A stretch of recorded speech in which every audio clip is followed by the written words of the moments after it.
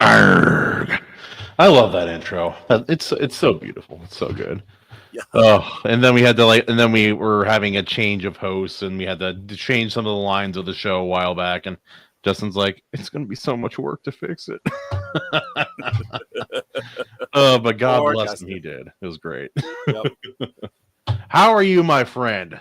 Upright and taking nourishment, surviving despite best efforts of the assassins from beyond. Yes, or we called it COVID, the common cough.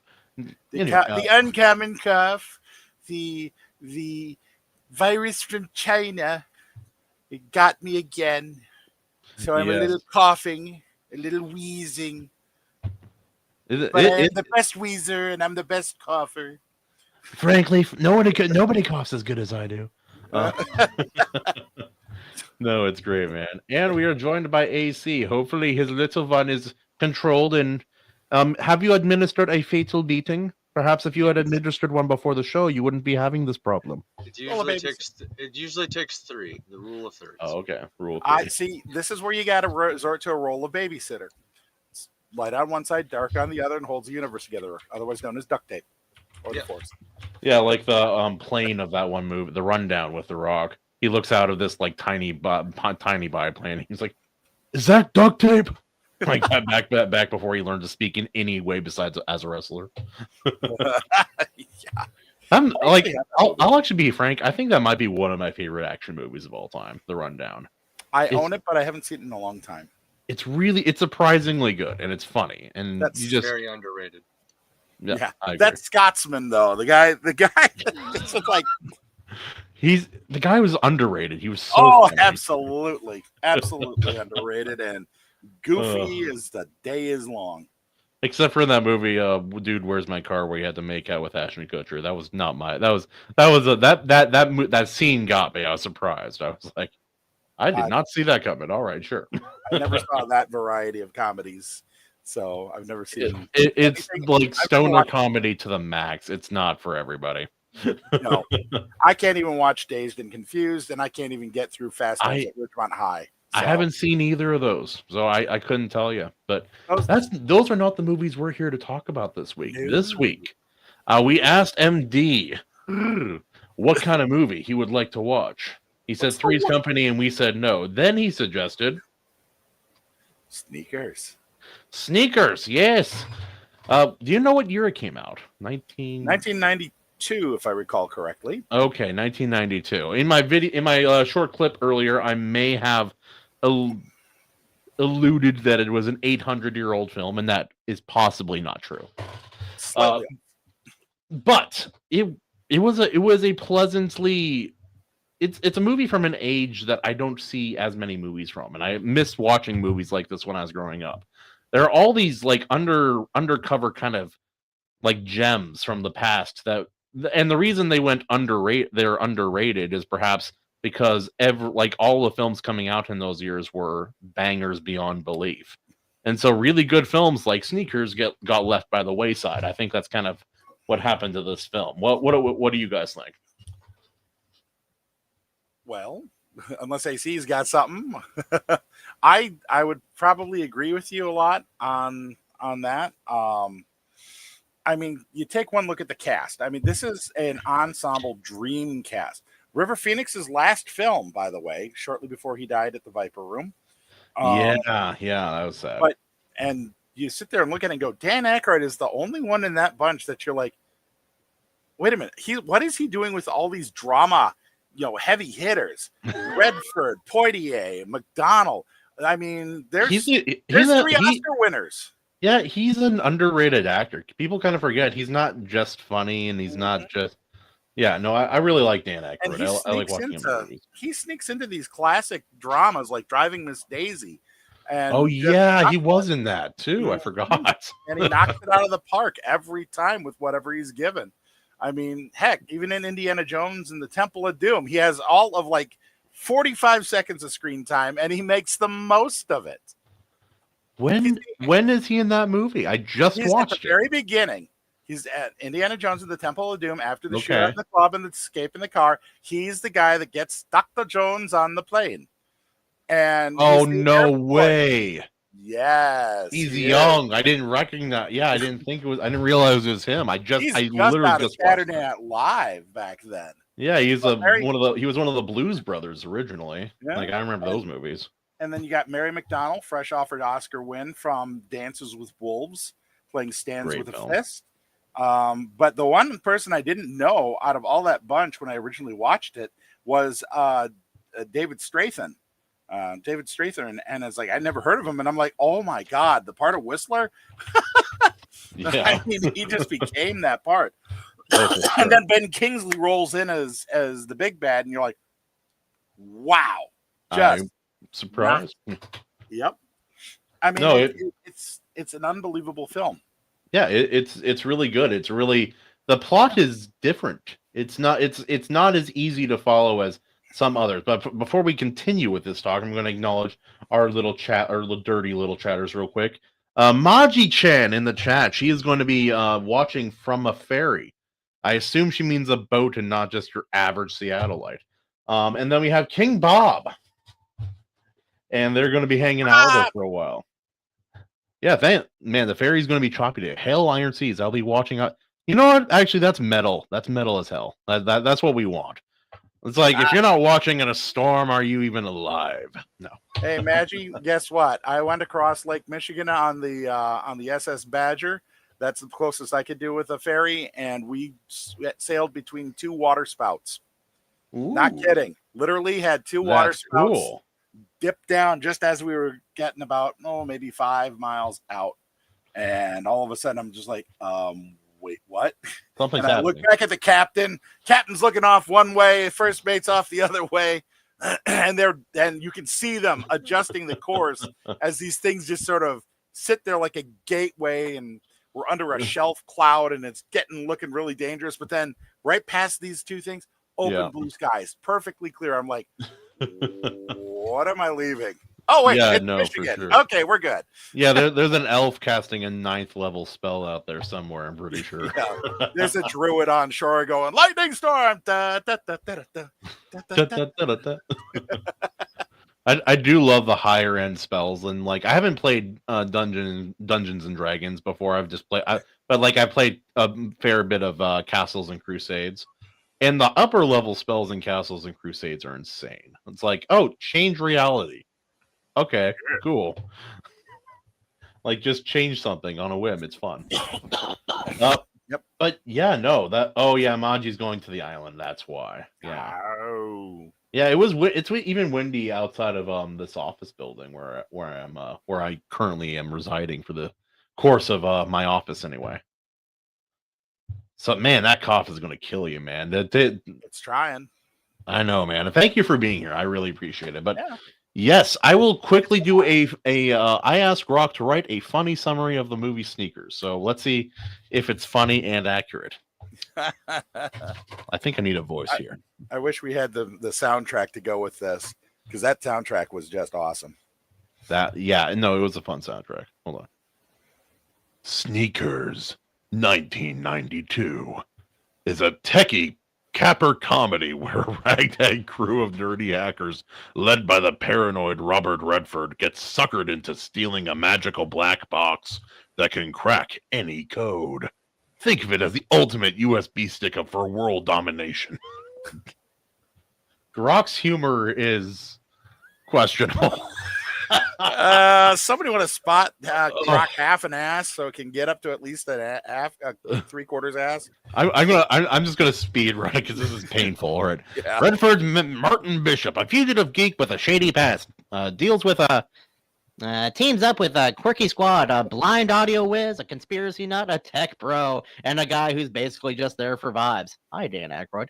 They're blackmailed by shady government types into pulling off the heist, only to realize they've been duped by Martin's old college buddy, Cosmo, who's gone from nerd to megalomaniac crime lord. The humor comes from the gang's bumbling brilliance. Think less Ocean's 11 and more Nerds 11. They bicker over pizza, fumble through high-tech hijinks, and use low-tech tricks like sneaking into it through air ducts and impersonating delivery guys. The plot twists faster than a dial-up modem, with double crosses and a final showdown where the teams trade the world-saving gizmo for a fancy phone tap, and a vacation. It's a love letters to 90 tech paranoia, complete with floppy disks and payphones, proving hackers were cool before Wi-Fi was a thing. Oh, that was painful. All right. That was like written by a Zoomer who hasn't realized there were movies done before 2000. But there is an element of, like, it's not entirely wrong. There was kind of like this, there's this paranoia about the emerging technologies in movies in the 90s. Like, even in the 80s a little bit, but I felt it more in 90s films than in 80s films. This is back when the 14.4 modem was cutting edge, man. You got to think of it. It's not 28.8. It's not 56.6 with your nice little doubler disc from AOL. That's still 3 years distant, 4 years distant. You're talking working on the MUDs and the VAX systems at the universities and things like that. That's that. When you could offer to show a girl your floppy disk and not get arrested. Well, I might still get arrested. But yeah, I mean, you got to realize that paranoia was because like so Y2K was a thing for a reason. Yeah, that's exactly it, and people were kind of building up to it. You had 8 more years to deal with Y2K, really, at that time, and I mean, this is the era when it was just starting to kind of go, oh crap, there actually computers might be able to do. Computers are becoming more available at this time. Not quite as much as later 90s, but it's like it's beginning to move that direction. And it's not they don't treat it like the 80s movies, with computers, which are always funny, because in the 80s computers are magic. They just have information. They can figure it out. It's weird. It's really funny. Whoever wrote the script knew a lot about phone phreaking, which was the predecessor to hacking. And that's why Whistler was so important. When you hear them listening to the phone trunks coming off the line to find which one is the alarm, you're like, oh wow. If you know your history, that is old school electronic stuff right there. This is analog hacking, not digital. So this is it's like there's a series of keypads they had to discontinue because each number, like for the keypad, made a different sound, so people could just figure out like what the pattern was, and they could figure out the password that way. It wasn't hard. I mean, Whistler got his name, if you can sort of put stuff together. Whistler got his name because he has perfect pitch, which is how he could tell those, but he could also whistle those perfect pitches. So when it came time to say enter a code into a payphone, remember those little dinosaurs, and to get free calls, he could whistle it in. That used to be a trick that famous phone freaks like Captain Crunch used to be able to do. So yeah, there was a mega hacker phone freak at the day called Captain Crunch back then, and he drove Ma Bell berserk. I believe it. Yep. King Bob in the comments. Yep, as usual, MD knows his crap. Also, poll complete. If you didn't say magic lamp is the best way to hack, your loss. Anyway, I don't know what that is. It's a magic. It's not. It's exactly what it sounds like. It's a magic lamp. Let me in. Thank you. Aladdin can suck on all the sesame. Unless, wait, is magic lamp an IT term? I just don't know anything about it. It's possible. Yo, Billy Bill McEwiston. It's funny, we had 2 McEwistons in a row, but they were not related and their names were spelled differently somehow. It was that was a weird one. Also, you guys are early. No, Bill, we're like wizards. We arrive precisely. I can't say that. We arrive precisely when we need to. Yeah. I stumble into the room unannounced and wondering why I'm there because I forgot why I left. Absolutely. I didn't have time to go home and shower because we're starting a little bit early, and I don't have a shirt. But, given the, methods of this show, that won't last forever. This is not a shock for me. I have met you. This is true. Yes. Yes. If I lived with less family, there would be very little clothing in my home. That's what I'll say. Now. Good to know. I'll call ahead. That's my deal. I'm like, I want a property large enough where if I walk naked on my back porch, the neighbors won't get scared. Yeah, unfortunately, I'm about 75 feet off of a U.S. highway. So, although it's quiet this time of night because everything moved to the interstate, it could be surprising. And of course, I live in the Appalachians. So, Hi, neighbor. Just swinging the hips. Meanwhile, my neighbors across the road are my in-laws, so I'm not doing that. That's fair. That Welcome to West Virginia. West Virginia. We're like Texas, but concentrated, so we grew a second panhandle. Also, nothing's bigger, just the meth head population. It's just a little more concentrated. Yes, banjo intensifies. You remember the good old days when it was just moonshine out in their Appalachians? I'm a cheesehead. We just made breweries and called it a day. Yeah. When did that stop? Never stopped? Did. No. When a bunch of microbreweries in Washington decided they knew best, and they made a bunch of terrible beer. It's like gardening. I'm pretty sure gardening, Seattle led the way Instead of in gardens, turning IPAs into more popular than they should ever had the right to be. Yes, artisanal. Artisanal beers, yes. Yes, and all of a sudden you got neckbeard hipsters showing up and saying, well, actually. MD, you haven't been to the bars that we have. You haven't been to the Unicorn or the Bulge. You haven't experienced. Oh, cripes. No. That was funny. I was like early times of my marriage. My wife at the time was a little more innocent, not quite as world aware at the time because conservative Christian family. We're walking in Capitol Hill, Seattle, and she's like, "Oh, look, a bar. I mean, we can grab a drink." I'm like, "We're not going to that bar." Nope. Blue Oyster. Oh, Da-da-da-da-da. and right as that, she's like, "Why?" And right as she says that, like, guy comes out wearing like Chinese basketball shorts and rainbow suspenders and nothing else. And she's like, "Oh, right, got it." I did that in Chicago once. So that outfit, brave. Oh, stop it. This one's a new one. No, this is back in the 90s when I was a lot more adventurous. I would not get out of a vehicle in Chicago right now. Hell, on the way home, we drove literally an extra half hour and probably 75 miles added to the trip to avoid Chicago. That I have flown to Chicago. In fact, Maji, you were there last time I flew to Chicago. You want to talk about that experience of getting misdirected in the giant, terrible airport and having to run? We're not running people. When I run, it's like a rhinoceros going through the jungle. It's not ideal, man. Things get Here, run I down. pulled. Uh-oh. Uh-oh. We are having internet problems. To your AC? and I'm back. Okay. Wait, I see you smiling, but it's frozen there. Oh, wait, there he is. There we go. We're fixed. Hey, I had to just wave my hands in front. There he pops back. Yeah, magic. He has the magic jazz hands, yes. It works on semi-starters. Yeah. I waggle my finger at it and punish and threaten, and it suddenly, oh, well, what do you know? It started up. Perhaps our system is being tested by some sneakers, right? Oh, yeah. It's the NSA. We are the U.S. government. We don't do that sort of thing. One of the best surprise lines ever. He says that. I'm like, did you expect? Do you want to bet?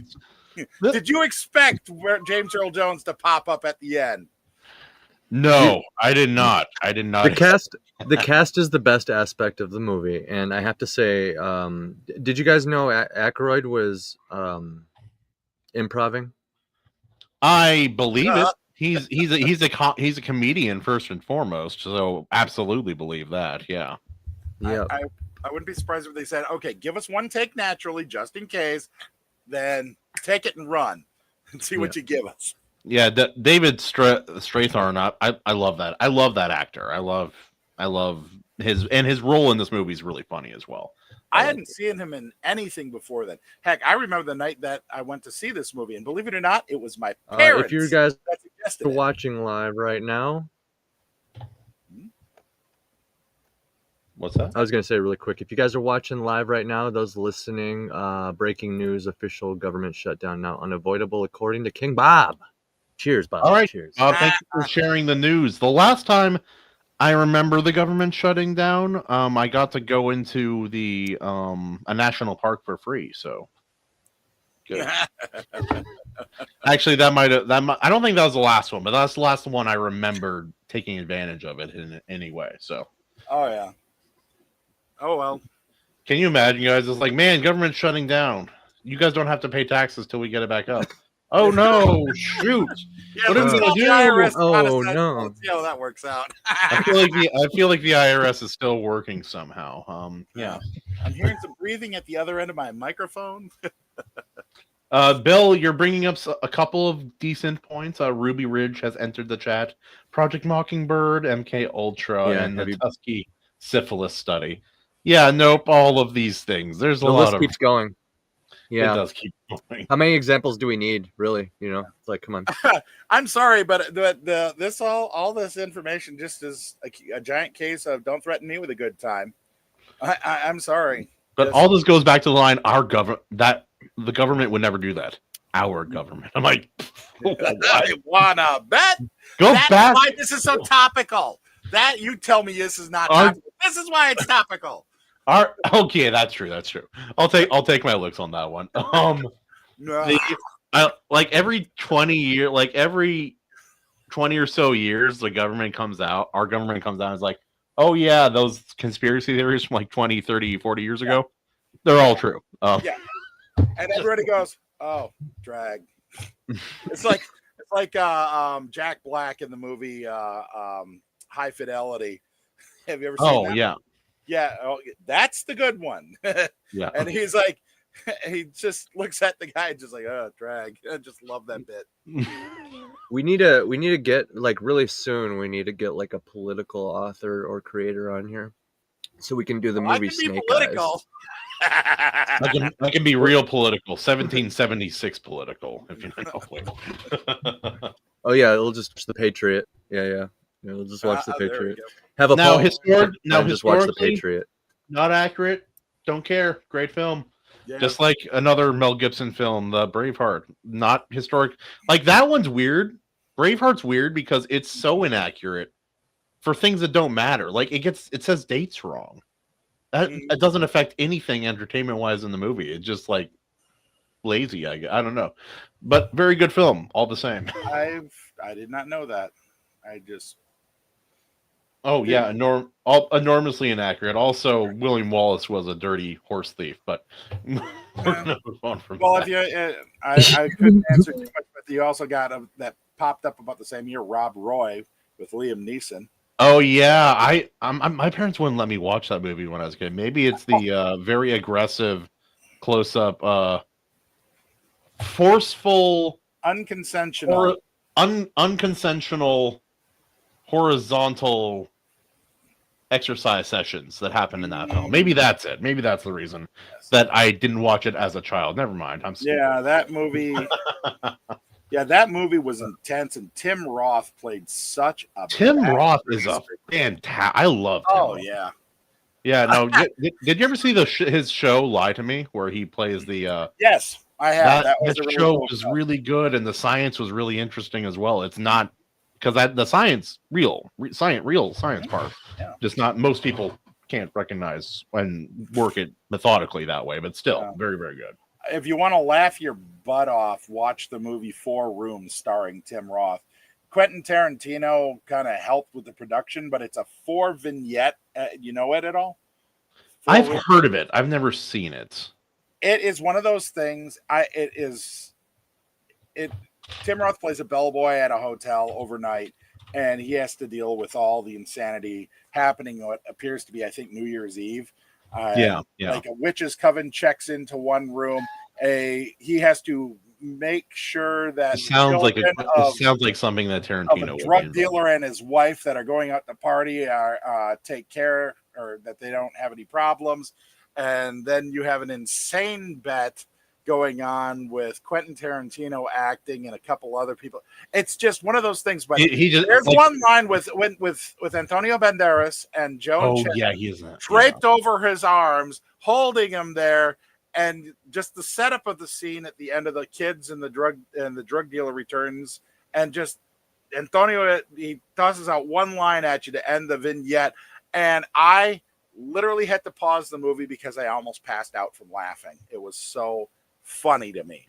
I mean, it was just the perfect whirlwind of physical comedy, and you feel for poor Tim Roth the entire time.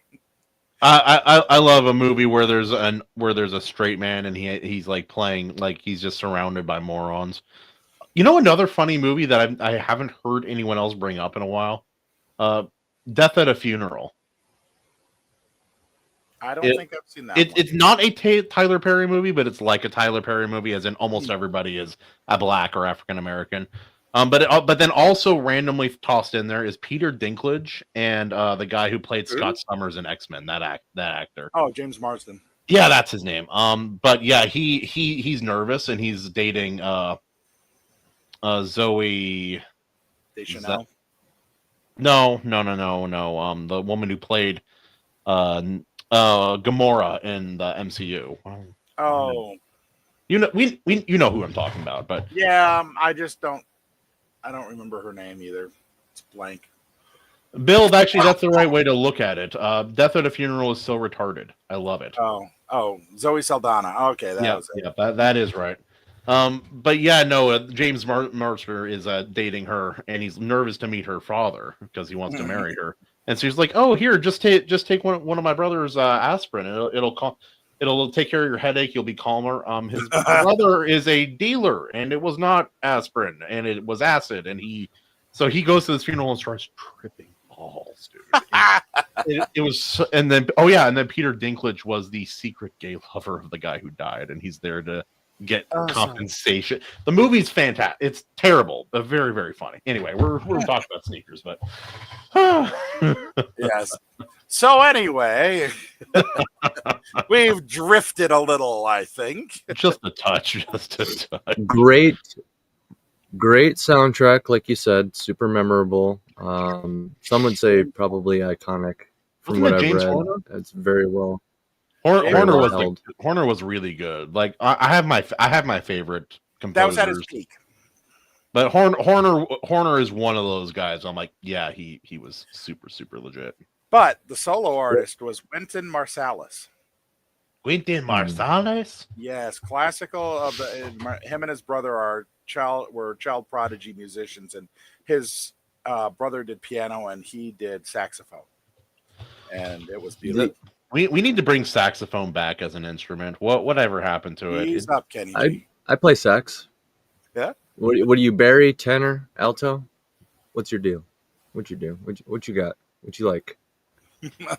Anything, man. I just want it back.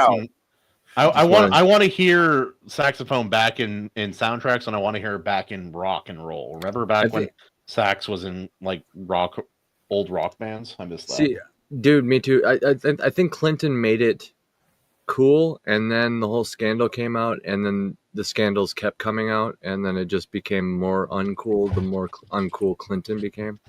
And so now nobody's touched a sax, and I haven't seen a saxophone. I'm an expert with the sax. Biggest hit, yes. The biggest hit ever done with saxophone and pop music was probably Baker Street by Jerry Rafferty. Ooh. Wait, Talk Dirty by Jason Derulo. Oh yeah. That's right. Which means by proxy, my band.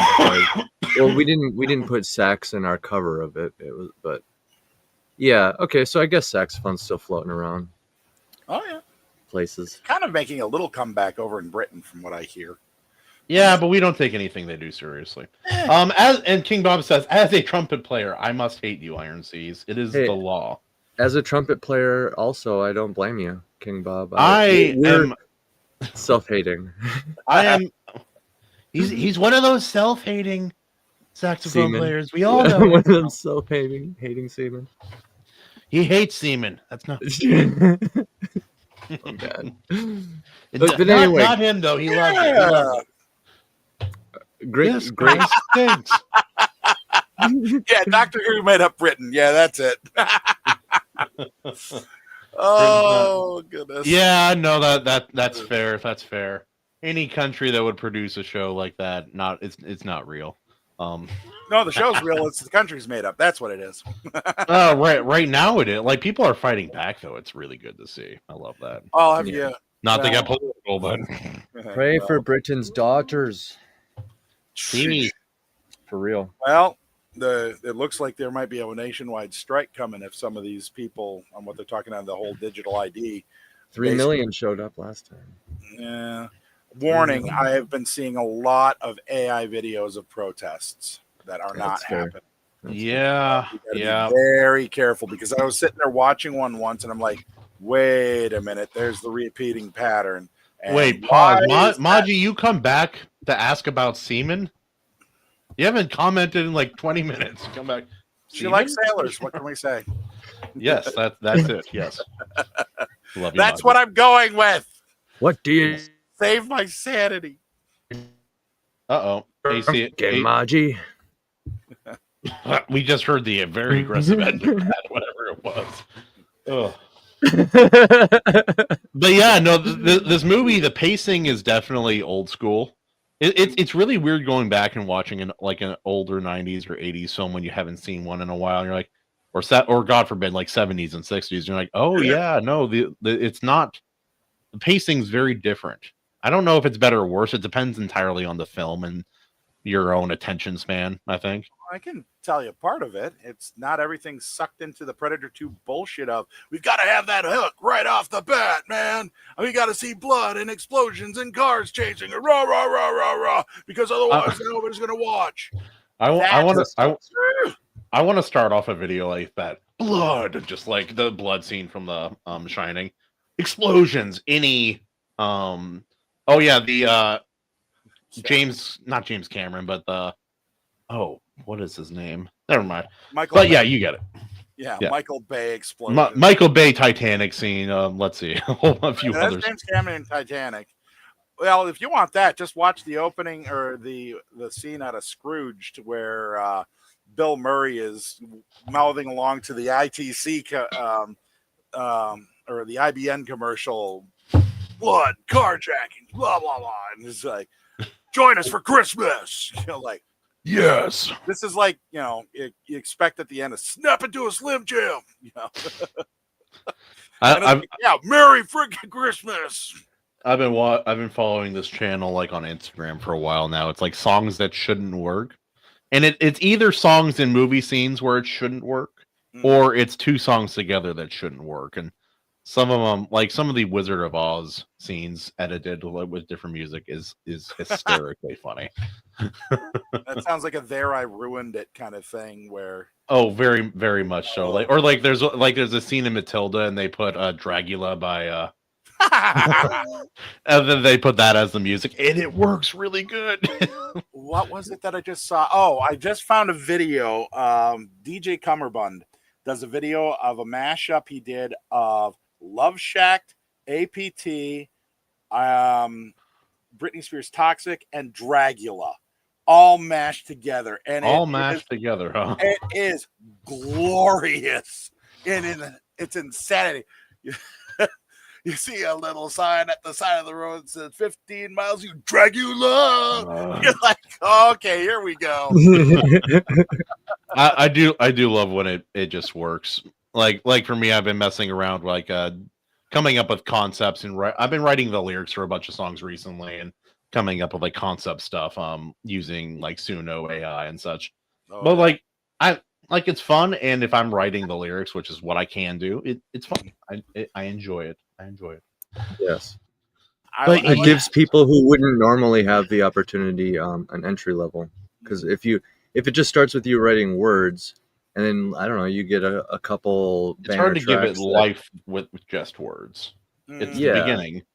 But who knows? Maybe you come to manage one of these ideas, a group of people that can recreate this sound, or perhaps you sing along to one of these yourself and start, refining it a little, and eventually make the jump to just making Make it music. an instrumental and then do your voice, you know. I'm never going to be a lyricist. That's something I do not have in me, and I found out part of why. It's apparently something to do with ADD or ADHD that you become lyric deaf. I can hear the tone of the words, but I don't really process the words. So Interesting. I have trouble with words too. I have songs I've written and I don't remember the words to part of them. Which is actually, AC, you may know a little. I don't know if you've ever had that problem, but you may have that problem. You've written enough music. You're talking to AC. You're talking to AC. Of course, I forgot. And your son's my like, own yeah. words. Yeah. I forgot where we were playing, dude. I was like, make some noise, Minneapolis. And then my other vocalist was like, St. Paul. And I was like, St. Paul. And then the breakdown kicked in. Yeah, that's on YouTube. That's on YouTube. It's awesome. Oh, I love it. great. I'm proud of it. I'm like, that's dude, so funny, dude. It's such an airhead moment. I love it. Because the breakdown went in right after the mess up. Because it was like dramatic pause in the music, you know? So I had just enough time to be like, make some noise and breakdown. But then I fudged it and it was just funny. So it was great. It was great. You got to laugh at yourself in those moments, man. Because you had yourself a Spinal Tap moment. Dude, the moment you get all pissed off and embarrassed and everybody feels that energy, now everybody kind of feels that pissed off, embarrassed energy at your show when they're trying to have a good time. I would be up there. Yeah, Minneapolis. We're all retarded. I started laughing. Yeah, I started laughing. Yep. What can I say? Where were you performing in Minneapolis? I believe that was Station 4. Or maybe I'm thinking of the wrong place. No, we were in St. Paul. I can't remember. There's so many. It's been a minute. Minneapolis. Yeah, I only know it by neighborhoods nowadays. Yeah, the cities really pride themselves on like theater and venues and stuff. So there's so many. There's so many. Yes. I lived there for 5 years, and I don't think I ever went to any shows or anything like that because it was just too nope. And yet I drove bus through some of the worst neighborhoods. I have a weird life. I think the population density is what keeps it going, man, because nobody really, I mean, so like the shows I was playing, miraculously, there's people that would show up then, but it's not like you go to talk to somebody at your job and they're going to a local show next week or something, you know? So it's just like, I think there's just such a dense population that you're just bound to get a room full of people that gather here and there, you know what I mean? But yeah, because cities can't they don't produce things that like the country produces things that everybody needs and uses. The cities do produce things, but they're not. I'm not explaining myself very well, but the country could exist without the city. The city could not exist without the country. That's a fair way to put it. And we got boobs in the chat. I'll be back. So, you know what that means.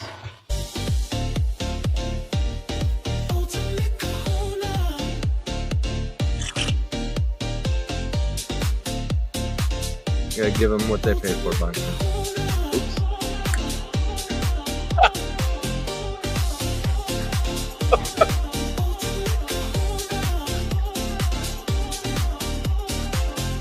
Oops. I miss my hair.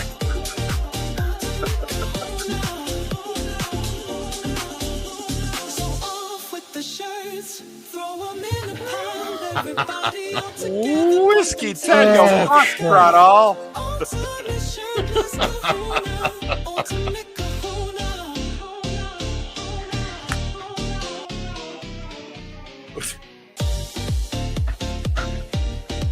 Oh no, it's going again. All right, no. Just kidding. Just kidding. There it is. Welcome to our show. For the next $10, and Boncher will join me. yeah. Now. Last time we got the guest to join us, his price to ditch the shirt was a backer, and we got him two backers, Boncher. 2 backers here on the Iron Seas. This is so true. He was happy to toss that. Yeah, it was Frederick last week. Yeah. And then you had your shirt, and then Jared came on and was like, "Oh, what's happening?" Yeah. Katie was expressing her remorse of not sending another one to bribe Jared into taking his shirt off. The But I only was one like- on the show who probably looks good without a shirt on. Well, he was funny. There's that, and then Oh. it's funny because he just kind of joined and didn't even acknowledge it. It's just normal. Nobody else had a shirt on. never I said a look word. like John Yeah. Candy after a weekend bender. I don't think so. Allow me to. Oh, Oh man, We I am got walking Bambo. while driving home. Yeah, she had to go up to Ohio for work. So Now that's a good woman. Like you think you get all this for free? I'm afraid. Oh, she might too. She means it. No, I know part of what she's bringing home. So Oh man. it's watch and drive. She can't. She uses it's that West Virginia accent of her does not mesh well with voice recognition. Yeah. Also, it seems like women's voices in general do not mesh well with voice recognition. My mother, my sister, everybody, all the women I know, they all have trouble. And hi, That's- hon, I'm keeping my shirt on for everybody but you. there you go. He had it off earlier. Don't listen to him. Very manly, actually. Very manly. Well, we have All right. So we have a date night tomorrow night, and we're gonna go down to Beckley to watch Young Frankenstein on the big screen. So Ooh, Oh, that's fun. That's a good movie that is a too. good one. Yeah. It's not the best of his movies, but it's a very good one. it's a favorite of mine. So I thought you were Anyway. gonna keep. I thought you were gonna keep going because they're like, oh, that's a good one. That's a good one. It's not the best. It's not, but I really like Young Frankenstein. But yes, Oh. yeah, well, you're That's a you're good up one. against Blazing Saddles, Yeah. man. Let's be didn't they honest. come out like the same year Oh, yeah. too, or something? Wasn't it the same year? I think so. It was really 74. 75. I thought. Okay, so maybe within a year, but not in the Yeah. same year. Okay, maybe that's it. Yeah. King Bob says, "I'll take my shirt off for free." No. All right, send the pic, man. It's not weird. I've gotten shower pics from a cop in pre-show. It's not weird. It's normal. Yeah, I live out in the sticks, so Bill wins on this account. I think our county has less than 35,000 people. That's the whole county. That's the nearest- small, dude. Well, Yeah. the nearest town is I live only a quarter mile outside of a town, and it has 900 people. The next closest is like 980, and then the big town of the area and the county seat That's is a whopping 4,000. 10,000. Oh, big Yes, game. With Big two- game. with maybe a 2,000 person town next to it and Mhm. a 1,000. That's it. And Bill, that absolutely is your town's theater's problem for sure. The theater themselves like rents out the license for each individual movie, so it's really up to the ambition of the theater and like who they know and their connections and all that. It's all about their gear and all that. So like, That yeah, like is- totally, Yep. your theater sucks if it sucks for sure. It's Dude, that is one thing in my area. Like, I got to see Infinity Castle. I wanted to see the dub, but they do re-releases of old Ghibli movies every year, multiple Right. times. They do all Fathom the events. You can- Fathom, they do all the Fathom events. Like virtually, I have access to And reasonably close. We The do some, theater, flashback. when I lived in Foley, Minnesota, that theater, I lived across the street from a theater, and Oh, that that's place, pretty killer. that Besides the place, Crown. that place let my buddies rent out a couple of theaters to play Halo in. So like, yeah, the screen, the big screen was the freaking one TV. So No Yeah, screen peeking, creative. losers. you can get creative, and they can make money, even when Marvelous. people aren't seeing movies. So Yeah, we mostly go to On- flashback cinema. So Yeah. Well, honestly, that like all the like showing old films in theaters, it's pretty cool. Like I do that more often than I see new films. That's the truth. Yeah. Like, yeah. I will say this year we've seen more modern releases, I think, than for a long time, really. Bugger, now I can't remember some of the ones that we did watch. That's the sad part, is how many of them we see and we're like, oh, we watched that? Oh yeah. Yeah. Yes, we did. And I couldn't tell you. I honestly couldn't tell you right now with some of these. Yeah. I think the last one that we watched that was modern that I really remember was The Wild Robot. That was kind of fun. That was a good We kids took movie. my niece and I nephew. was worried it was going to be full of messaging, and it kind of wasn't. Like there, you could infer stuff, but like the movie itself was good and mostly propaganda free, and like a overall positive movie. I enjoyed it. Yep. I was pleased. I'm being pestered by one of my cats who's demanding attention, or she'll sit here and meow and paw at me. And Go ahead, cat- Boncher. Pitch your pussy on camera. The cat No, knows we've if been I try too to pick easy her up, on I'll the get movie. caught. Meow. Also, The cat knows Gino we've been sent a too easy picture on of it. his King Bob sent a picture of his shirt, not of himself shirtless, but of his shirt. On Is Discord- shirt bobless? Discord. No, we have. So he sent a picture of his shirt bobless. Gotcha. Yes, it's a Bobless Yeah. T-shirt. Bob It's with been teeth. Bob. It's Bob. It's okay. Do Bob. I'll just use my imagination. It's But yeah, AC. Oh, Since you haven't gone to talk as much, Shut up. any thoughts on this film? I have a fair few thoughts, but any thoughts on this film? Well, I was gonna say this. I left off on talking about how the score was awesome, and it's pretty rewatchable. So like, pretty standard. Like, but what I would say all around, for as strong as it sounds praise wise, these are all actually pretty soft. Because did you notice that like the writing was not? I mean, like the writing's there, but like here, let's look at some criticism. Uh-oh. Yeah. I do have something. It's something I notice with a lot of older films. I think most modern films fail at immensely, and that is characterization. If you can't anticipate the writing what thing, writing is a big There you factor. Oh, here we go. What was the last thing you heard? writing Writing is a big factor. That's Oh, writing's a big factor. Thin or contrived. It has a thin plot, contrived plot, inconsistent tone. Some people say some of the elements are dated, but it's an older movie. That's fine. I don't mind the dated elements. It makes it for like, imagine someone who had never grown up in that era. Like, I was born 94, but I still remember some of the technology that's used in this movie to a point. And I remember like the attitudes of people in the public, and I like it, like that kind of thing is different now. So it's interesting, like, to remember back to a time like that. But like for someone like my kids, they never saw that. Like my oldest, he was 2017. He's not going to remember any of that. And so it'd be fun to show him when he's older, show him a movie like this, and be like, hey, look how different people were, how like the concerns of the different times and how that's reflected in culture and in film. Mm-hmm.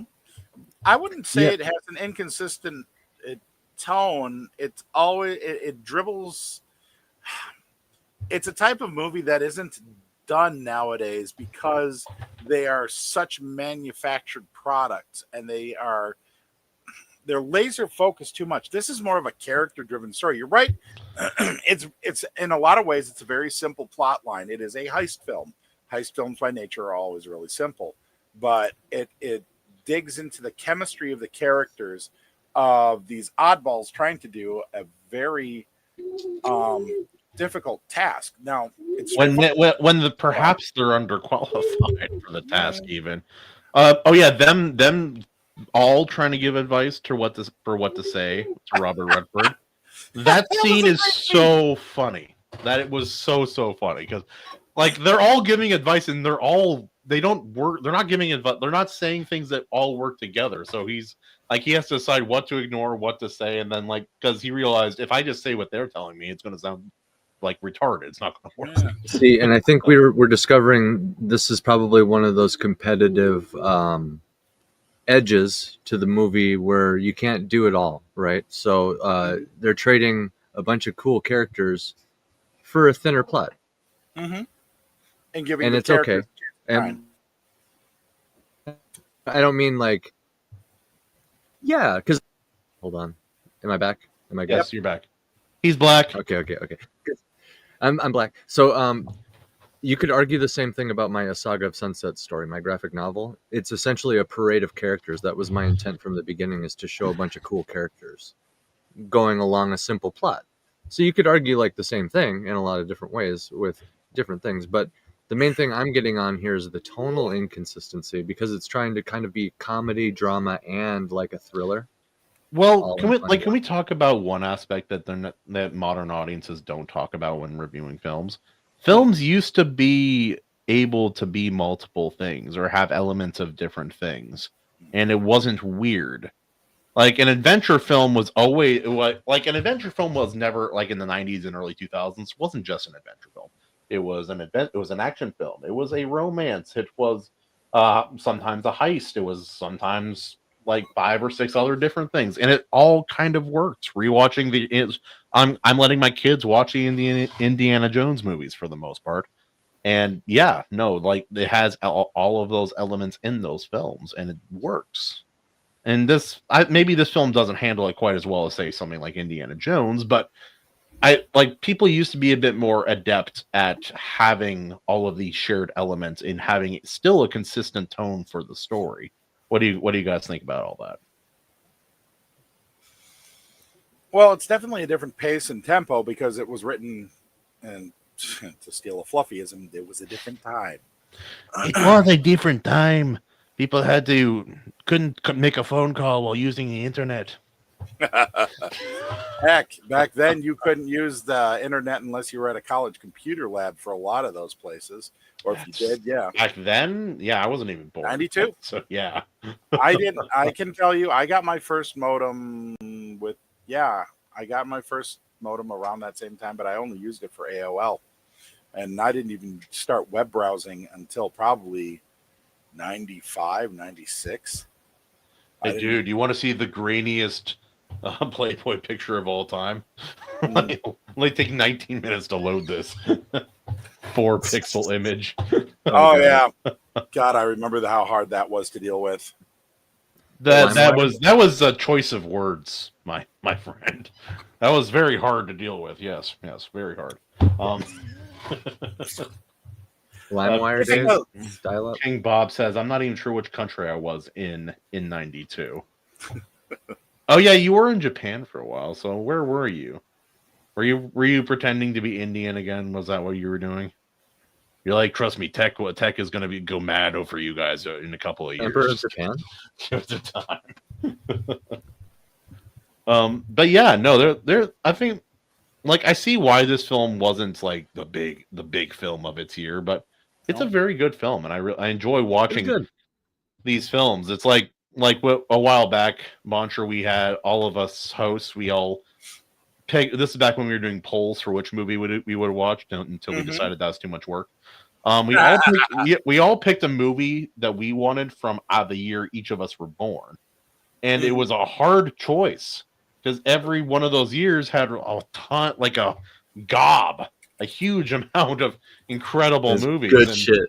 That was a good challenge. And then we look at like more recent years. We're like, oh man, something's gone way wrong. Oh, you want to? Okay, I'll join in on that. Just to list the top 10 movies released the year I was born. 1936. Close, but not quite.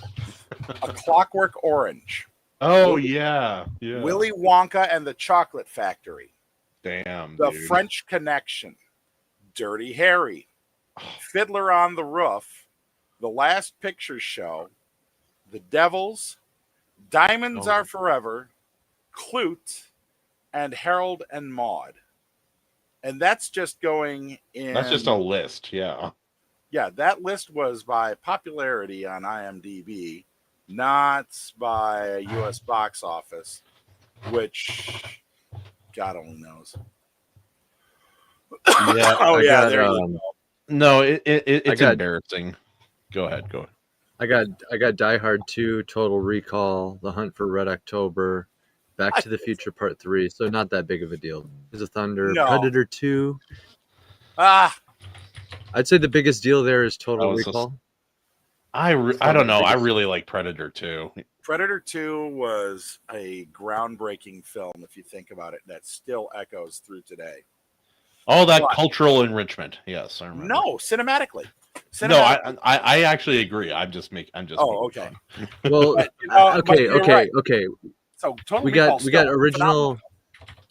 original Teenage Mutant Ninja Turtles live action. So That movie, that's one of the most maybe that's accurate better. Yeah. adaptations of any comic. It's one of the best ones. It wasn't bad, but I still felt it was a little too cartoony for me at times, but it was good. But if you take a look, MD, you realize it was a children's movie. I read the original Eastman and Laird. I know. And I met Eastman and Laird. See that now I'm mad at you. Okay. So as creative, if Robot AC going off the gotta rails, compete with the movies and stories that came out when we were born. Yeah. How about? Am I good? Yes. Am I good I now? just heard as a creative. That's all I heard. Okay. Creative, if we're competing with the stories that came out when we were born, all I have to do is beat The Hunt for Red October and Total Recall. No big deal. That's it. Good luck. No big deal. Me, Yeah. I don't got anything. I just got the Shawshank Redemption, Pulp Fiction, Forrest Gump, The Lion King, Jeez. Speed, Dude. Clerks. Like Good luck. It just goes on, dude. I'm screwed. Freaking Pulp Yeah, Fiction. I just have those classics in there that are some of the timeless, greatest films of all time. Because, like, yeah, if we're to replace our own art within our culture, like, I just have to beat Pulp Fiction. I just Total Recall, just Hunt for Red October, no big deal. No. Rescuers Down Under, beat it, it's fine. Yeah, I have to beat it. Clockwork Orange, French Connection, and Fiddler on the Roof. Dude, that's it. I mean, Willy Wonka. Those are just flashes in the pan. They didn't stand the test of time. Yeah, Willy Wonka and the Chocolate Factory. Let's see if I can make something a little more Willy memorable. Wonka. Oh my god. Willy Wonka. Willy Wonka spawned off that movie's some really good theorists. still. Mm. MD, what do you think about some of the theories about the Chocolate Factory? Like there's some that are saying that it's like a satanic cult, and there's some things like that in the movie. I don't know about that, but it's interesting. I've not heard most of it. I've maybe came across one or two things, but generally speaking, I haven't. I really like the Snowpiercer is an unofficial sequel to Willy Wonka theory. I like that because no, I like it, Kahuna. You're allowed to like you. No, your opinion is wrong. Okay. I don't know this, but I can't. I've never watched Snowpiercer. I'm probably never going to. It's an interesting seen a couple film. Clips. It's not my favorite. I like it, but it's not. No, I don't know. It's fine. Yeah, I nothing grabbed about it. I don't know why. Nope, it's fine. Also, it's your typical dystopian. Yeah. It's like you would group it in there with like 1984, but it's like doing a lot of the tropes, but in like a action, high-paced format where you're, it's kind of like a video game almost, where it's like, and then the next room and the next room because it's on a train, and each room is a deeper layer to the dystopian bullshit until you get to like the really decadent. Isn't it Ed Harris at the end too? Yeah, it's that guy. I think I saw that clip. Yeah, that cowboy guy. Yeah. That's like Willy Wonka. Right. I think what got me with Snowpiercer is because it's a train, but it's a magic train, and I hate those.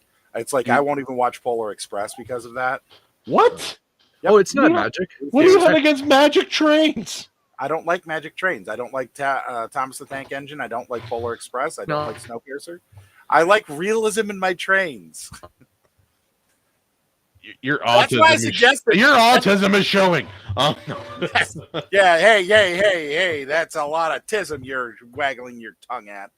The term is Tylenol American. Tylenol American. Dude, the memes coming out of that are so like they're showing the guy from the Goonies. It's like, yeah, Mom, you showed him there were no side effects. There was no side effects. Oh god. Dude. On a serious note, everybody.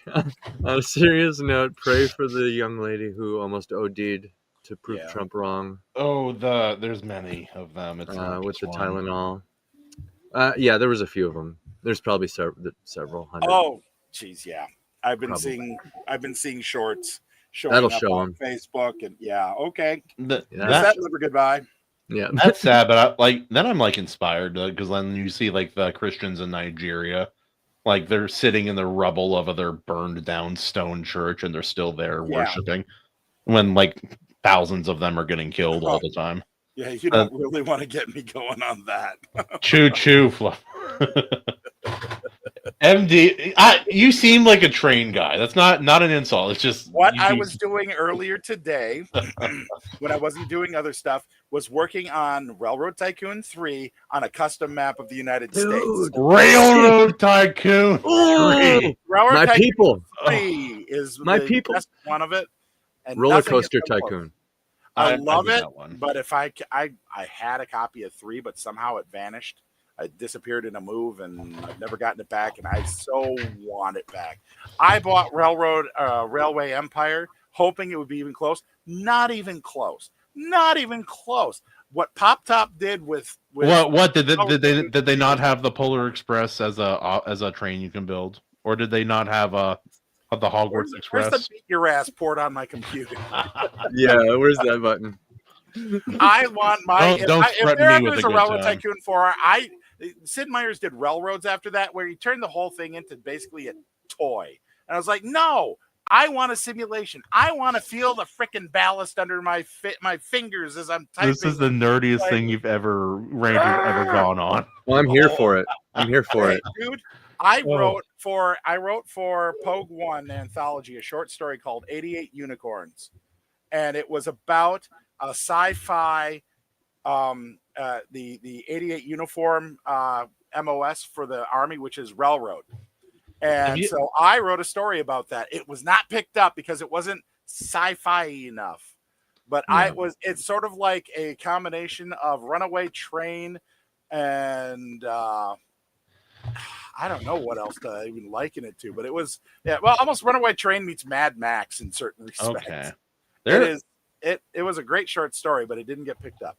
That's too bad. It sounds fun. They're in the 19 or 21 books of the Longmire mystery series. One of them is called the Western Star, and it's based on a real train that used to exist, and it was like a retrofitted steam train that ran a lot longer than other steam trains, and it was really interesting to read about. It's like stuff I didn't think about. I'm like, oh yeah, we have to stop to get more water. I'm like, oh yeah, because it's steam. Water runs. Oh, okay. Yeah, we need steam. Got it. Just to give you an idea here of how crazy I am on this, I found this. Okay, pimping out to Bold Venture Books. They are reprinting Zorro, old Railroad Stories magazine shorts. These things are fantastic. I believe you. unbelievably astonished by how good the writing is. And they did not mess with it. It even still has some of the old typos from the 1930s. But I'm looking at the quality of writing going, where is this today? Nobody's doing this. Well, a lot of people are not literate in the way that they once were. That's just... That. Thank you. That. It's like I don't think I have that advanced in a vocabulary. But I work in construction, so I had this is a 20-year-old kid one time that I had working for me. Nice as all heck. Had a southern accent, has never left the northern state. It was a weird thing. But he was sitting there and he's like, Christian, why did I use all those big words? I'm like, what do you mean big words, man? I'm using very ordinary language here. But just that. Oh, it's so funny, dude. Yeah. Or this one kid, he wasn't that smart. Made fun of him quite a bit. Got his girlfriend pregnant when he was 19. It was a very avoidable thing. But that was just like the first of 15 mistakes he made while he worked for us. But yeah, he's sitting there. He's like, I'm like, I was talking to him. I'm like, yeah, I love an insult that you have to think about to understand. He's like, what do you mean? Like, well, give me an example. I'm like, okay, never mind. I forgot. But trying to remember what it was. Delayed one on him.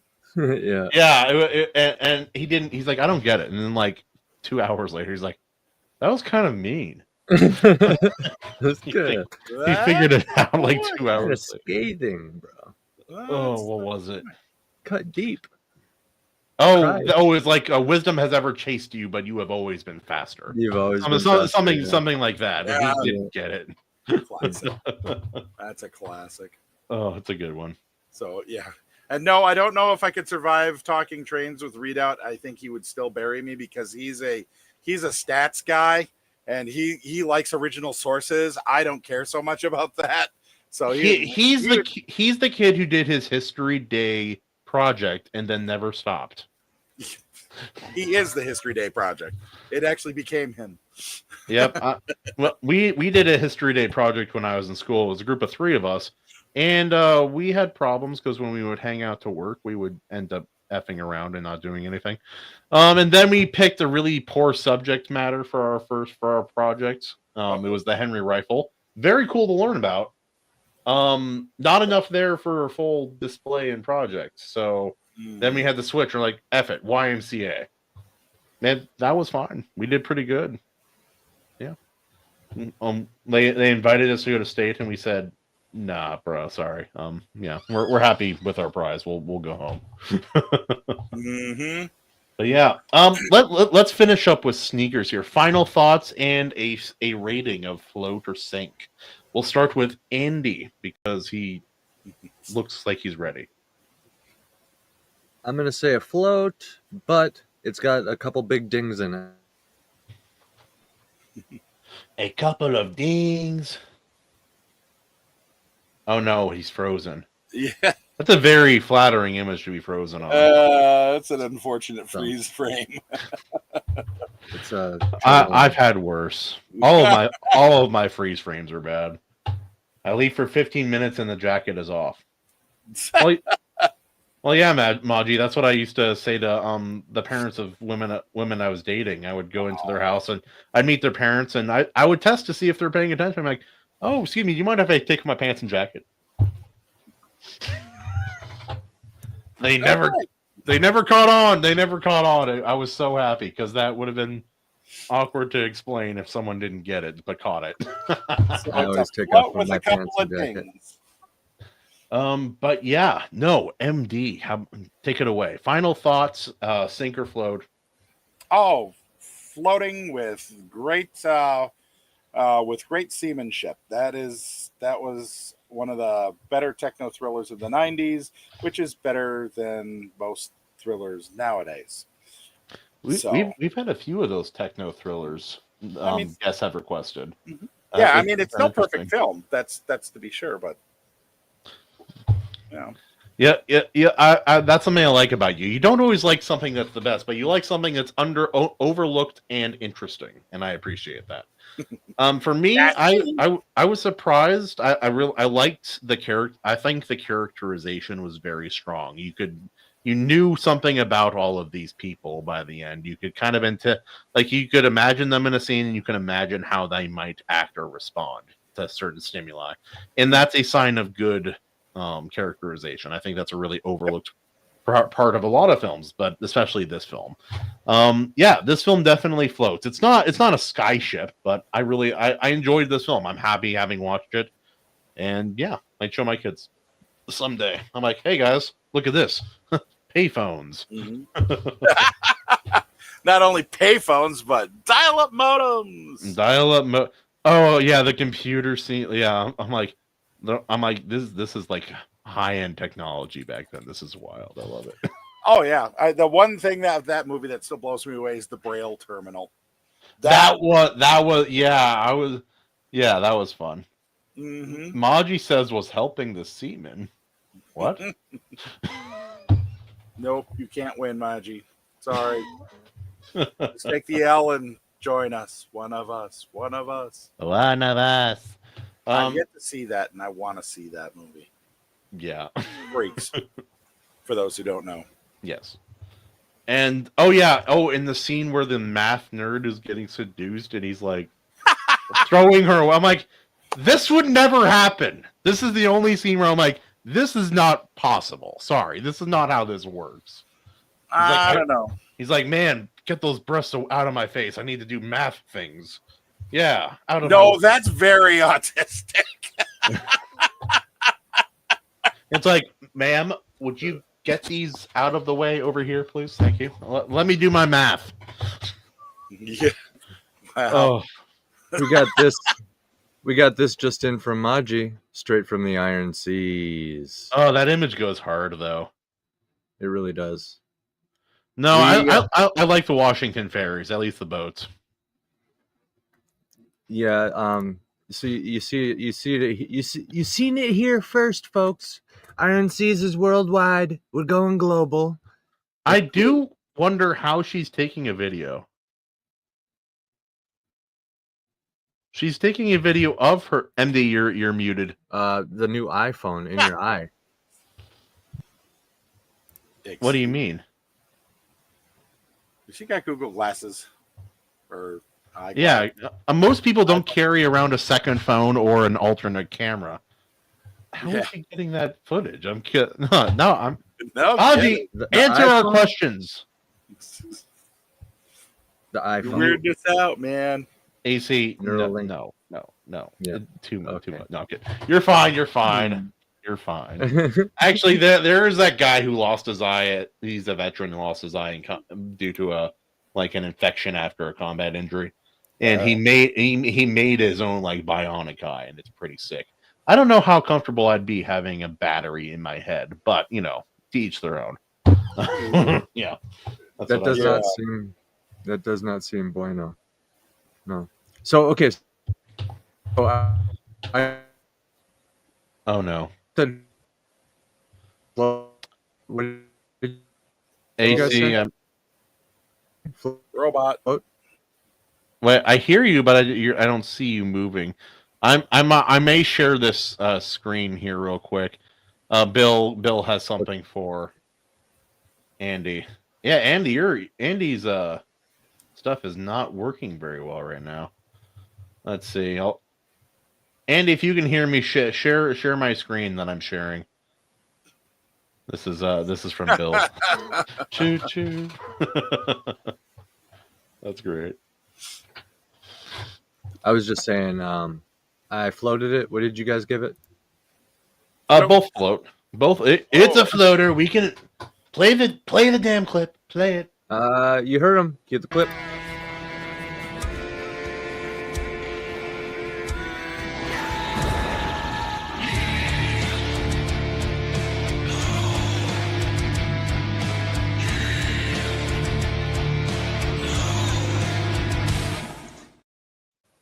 Also, Bill, in regards to what some of your comments, yeah, I don't trust the hospital. My even outside of stories, my grandpa told me about Vietnam medicine, which wasn't great. It's like, oh man, he has an infection. They're not going to try to save it. They're just going to take the whole arm. Okay.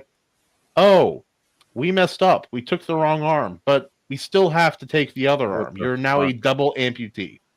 Sorry. Can you imagine the rage at that level of incompetence? That something so serious. Oh, I would beginning to a story right there. It was like my sister, beautiful girl, very very feminine, very tall, athletic, all that jazz. Something happened to her thumbs in birth. She got her thumbs from a different part of the family. I don't know where. Long feminine fingers, thumbs. Her thumbs are like this, but shorter and about this wide, and it's just weird, like cartoon thumbs. So bad that when she had a tendon cut in her hand when she was overseas, in the good healthcare system of New Zealand. Yeah, that was great. Got left in a dark hallway by herself for hours without any word of what was happening. But she came back, and the expert over here took a look at her thumb. He's like, "Oh, yeah, no, it's really swollen. That's really bad." It was her normal thumb he was looking at. Oh no! Oh man! If I was a non-vet, that doctor ain't making it home. Yeah. I was gonna say that starting a story with the dude waking up and realizing he doesn't have arms is pretty crazy way to start a story, and you got a realistic. And then he has to use magic and have spirit arms to do his punching for his drunken brawling for him. That and sounds cool. Sign me up. Sign me up. And what were you saying, MD? oh, I just said learn to cast a lot of Mage Hand. Yeah, you name the story. It's a comic. You name it Edward Spirit Hands. Okay, Make a that's million. like what I'm doing to a certain extent. Profit. There we go. There we go. Print money. At least the story announces what it's going to be. Exactly. That's what I'm doing with one of my current works in progress. If you want.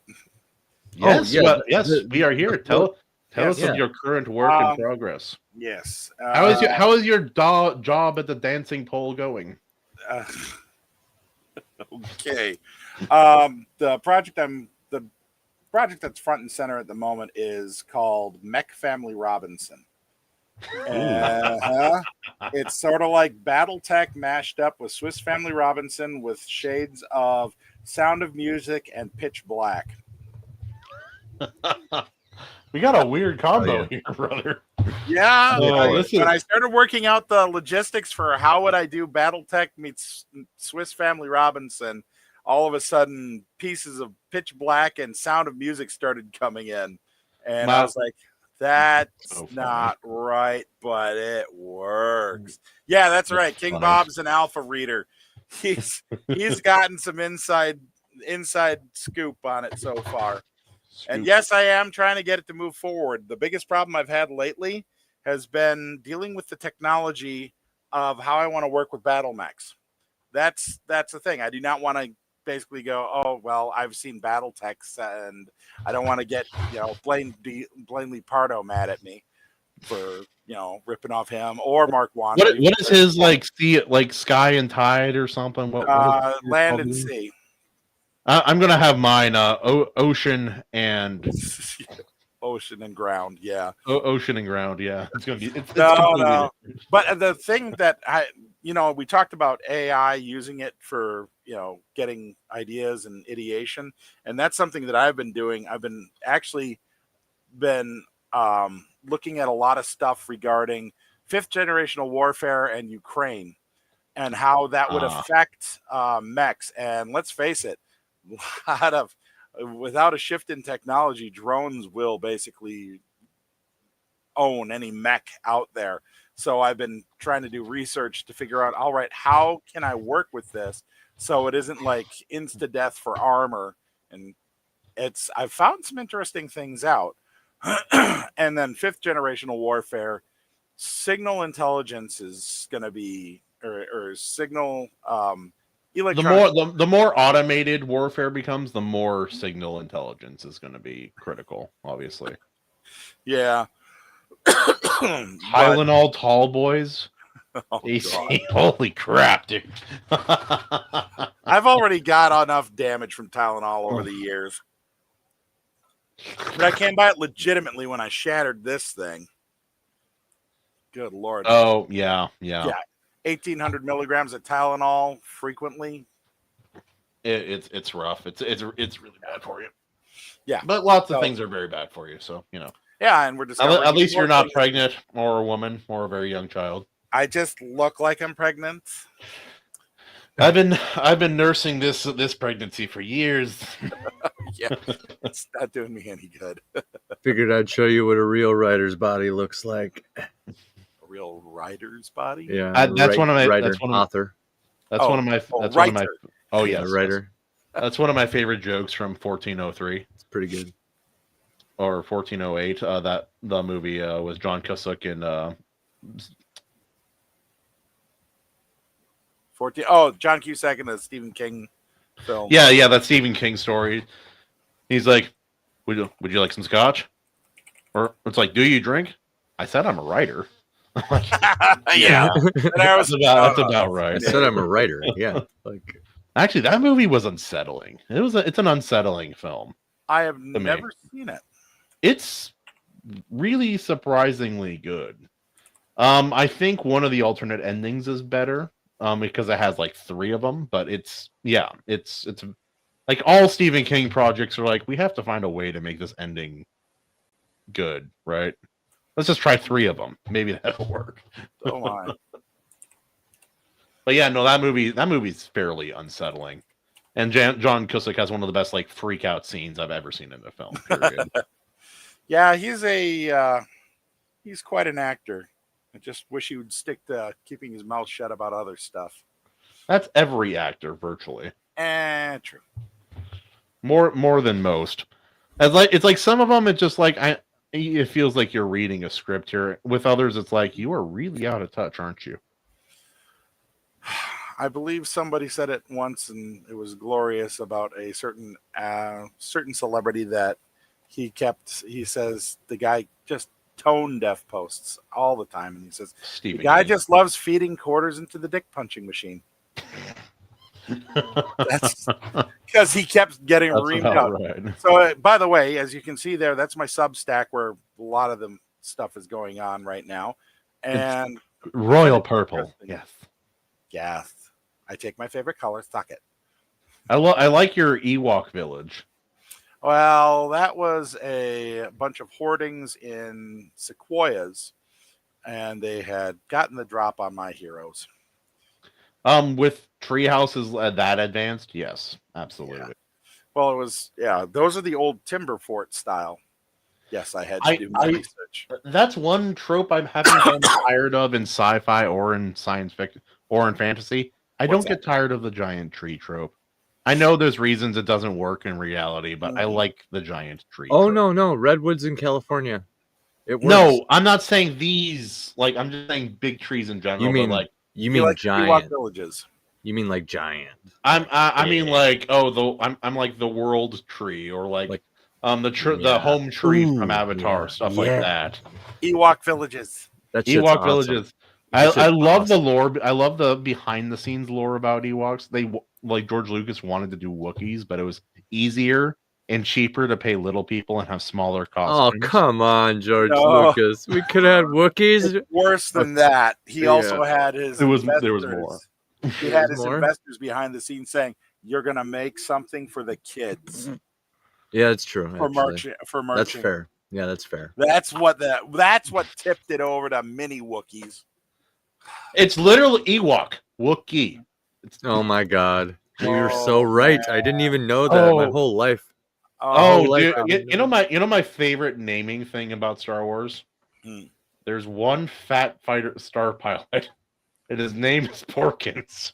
By the way, that same actor plays Munson in the opening of Flash Gordon, the assistant to Dr. Zark. Oh yeah, who gets squished by Flash Gordon's crashing plane. I did all that artwork with Midjourney? Yep. Yeah, no, I don't I'm cheap, so I just use Grok to do free stuff.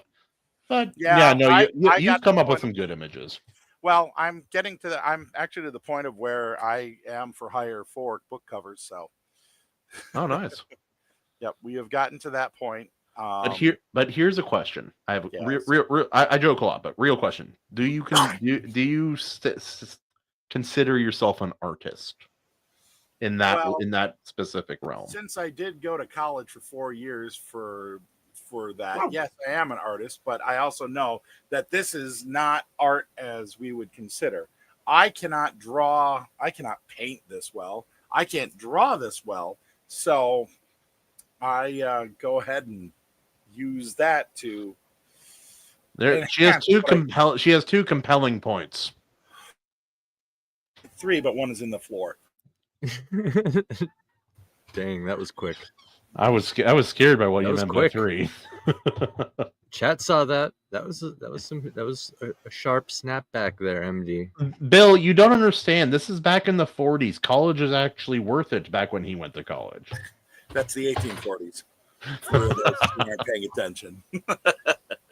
Oh, I love it. Yep. I mean, if you look, I have actually a full set of galleries I did load up with a bunch of other artwork. That would be Brother Finn. And I was going to say, I know that guy. Yep, that's Brother Finn, and that is Bergamot, or at least as close as that Midjourney would do for me. And that would be the Chronodaughter Miriam. next to it. Okay. Yeah, no, that's about right. You got your big dog too. I love a big dog in a story. Oh yeah. And Not Bergamot's you know great. that's a weird thing. There are not a lot of dogs in fantasy stories. Dogs are so often overlooked, and I'm like, half of these stories would be much better if there was a dog. What about big turtles with Cyclops demigods riding on the back of them? Well, that's one of the coolest concepts you and I have ever come up with. Yeah. That guy's so cool. Dude, that turtle is a spirit. It's not an animal. It's not an animal. Spoilers here, because nobody knows what I'm talking about. Miyahotu performing the ha'a or haka on top of the turtle shell while it approaches the boat. Oh Lord. And then Oh, I put the MD, dialogue. If you haven't, we'll need to have you read it sometime. It's so good, dude. It's What am I reading now? I'll bring it up towards the end of the show, but yeah, my own Substack that I've been neglecting, admittedly, for too long. But it's its own thing. But anyway, it's related to your big dog here. What we're saying is it reminds me of my spirit animals. I also have a big dog, but also a big turtle, and we were talking about the turtle. Is all. Big dogs we need more big dogs in stories, guys. Big animals. We do. It's like a lot like because fantasy stories, especially if they're a little bit more D&D inspired, a little bit more like lit RPG inspired, like they'll have their companion animals that help them. They're never dogs. Dogs can travel and eat just about anything. Like dogs make a lot more sense as an animal companion for travel than most of these damn animals that they have in these stories. You notice that? It's true. Yeah, because everybody wants the cool animal. It's like I have a bird that's actually a phoenix, and it also picks my toes. Yes. Yeah, I mean, I go a little fantasy by basically taking a Neapolitan Mastiff, an Old English Mastiff, and a Newfoundland. Newfoundland. Yep, and basically that's the background of the breed, as I try to put it. So I wanted a steel gray, or the blue, as it's also called. But this is as close as Rock would get you. Oh yeah, and Bergamot and her breed have webbed paws, so they're designed to be water rescue dogs to drag drowning sailors out of the surf. So that's the whole point. But yeah, that's not quite what I was looking to do on that picture, but it turned out good enough for what I needed. Yeah, it's like I have a couple of artists I've worked with, but I did last year. I did hire one artist she did some of the drawing herself, but she did use AI, and because it was something I paid for, I was not pleased. I was pretty upset by it because it was discussed, and it wasn't only not disclosed; it was like blatantly lied about. That was that's not good. Yeah, and I think it's fairly easy to do. Like, and that's why anytime I work with a new artist now, I'm like, I want a video of your process. I'm not going to pay for something that I can't verify as like being done by your own hand. And you could even fake that now too, is what I've heard. Yeah, you can. Oh, well, I'm basically at the point of if I suspect. Okay. I had to learn how to use AI because I couldn't get artists to work with. Artists are a finicky bunch. That's how it goes. Yep. That's literally the entry point. Yep. I was going to say, AC, if you go to the top, you can find my galleries and take a look at a whole bunch of other artworks. Yeah, let's look at the pretty art. Pretty art. Oh, that's dope. And that's multiple images in those. Let's pick one. Let's pick one. But anyway. Yeah, get ready to be a little freaky.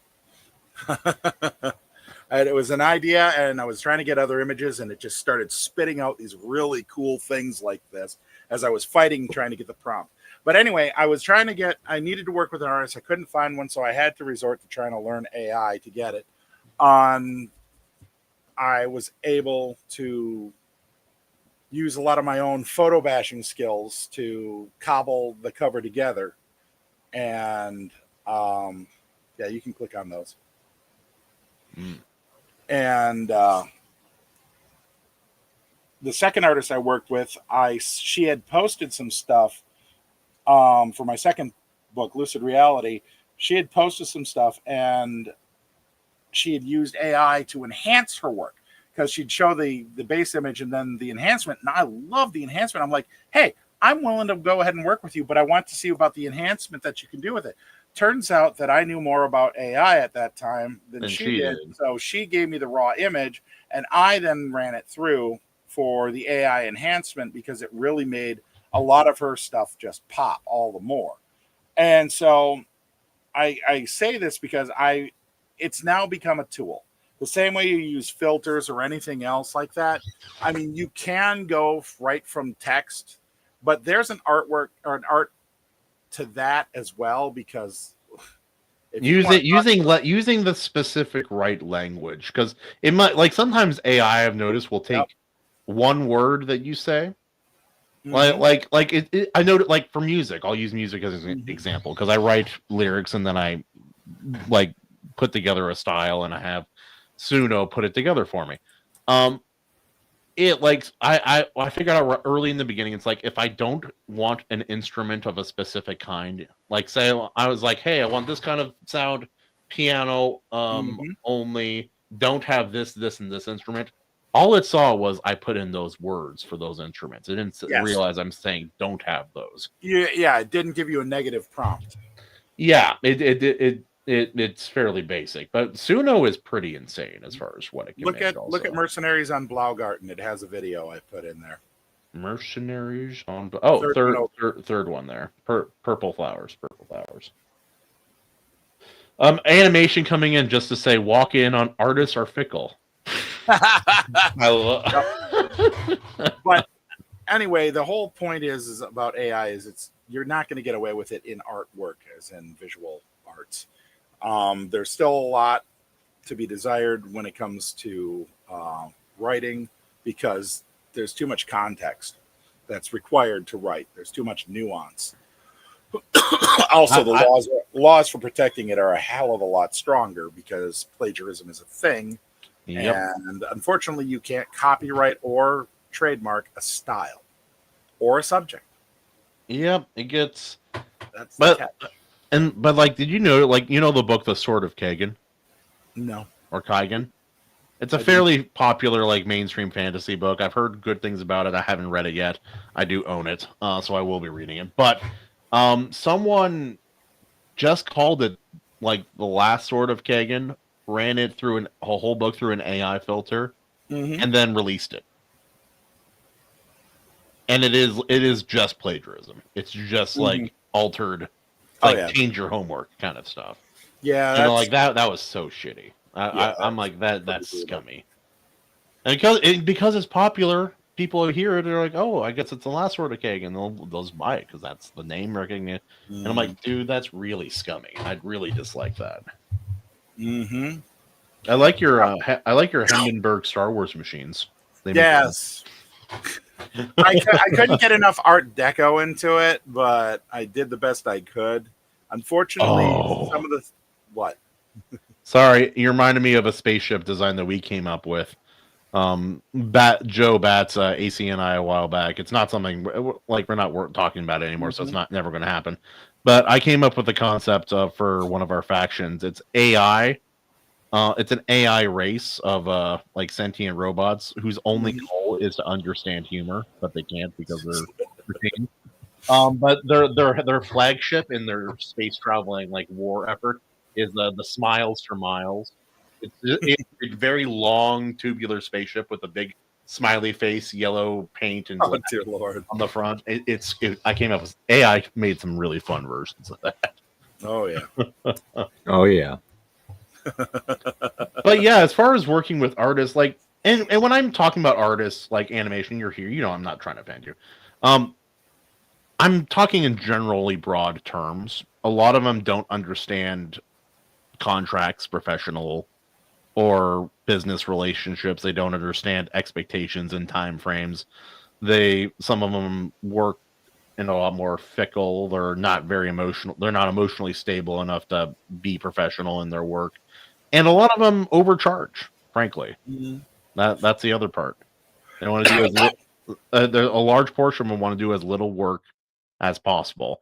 Now, when you have a very good artist, I've had a few, when I trust them, I let them run with it with very little prompting. I give them the basic idea of what I want, and that's how I have that metal framed picture for one of my Hawaiian fantasy stories, and it shows like the kaiju Hawaiian spirit god walking through the waves with thunder behind him, and then there's the dog spirit stolen partially from Japanese and Cthulhu.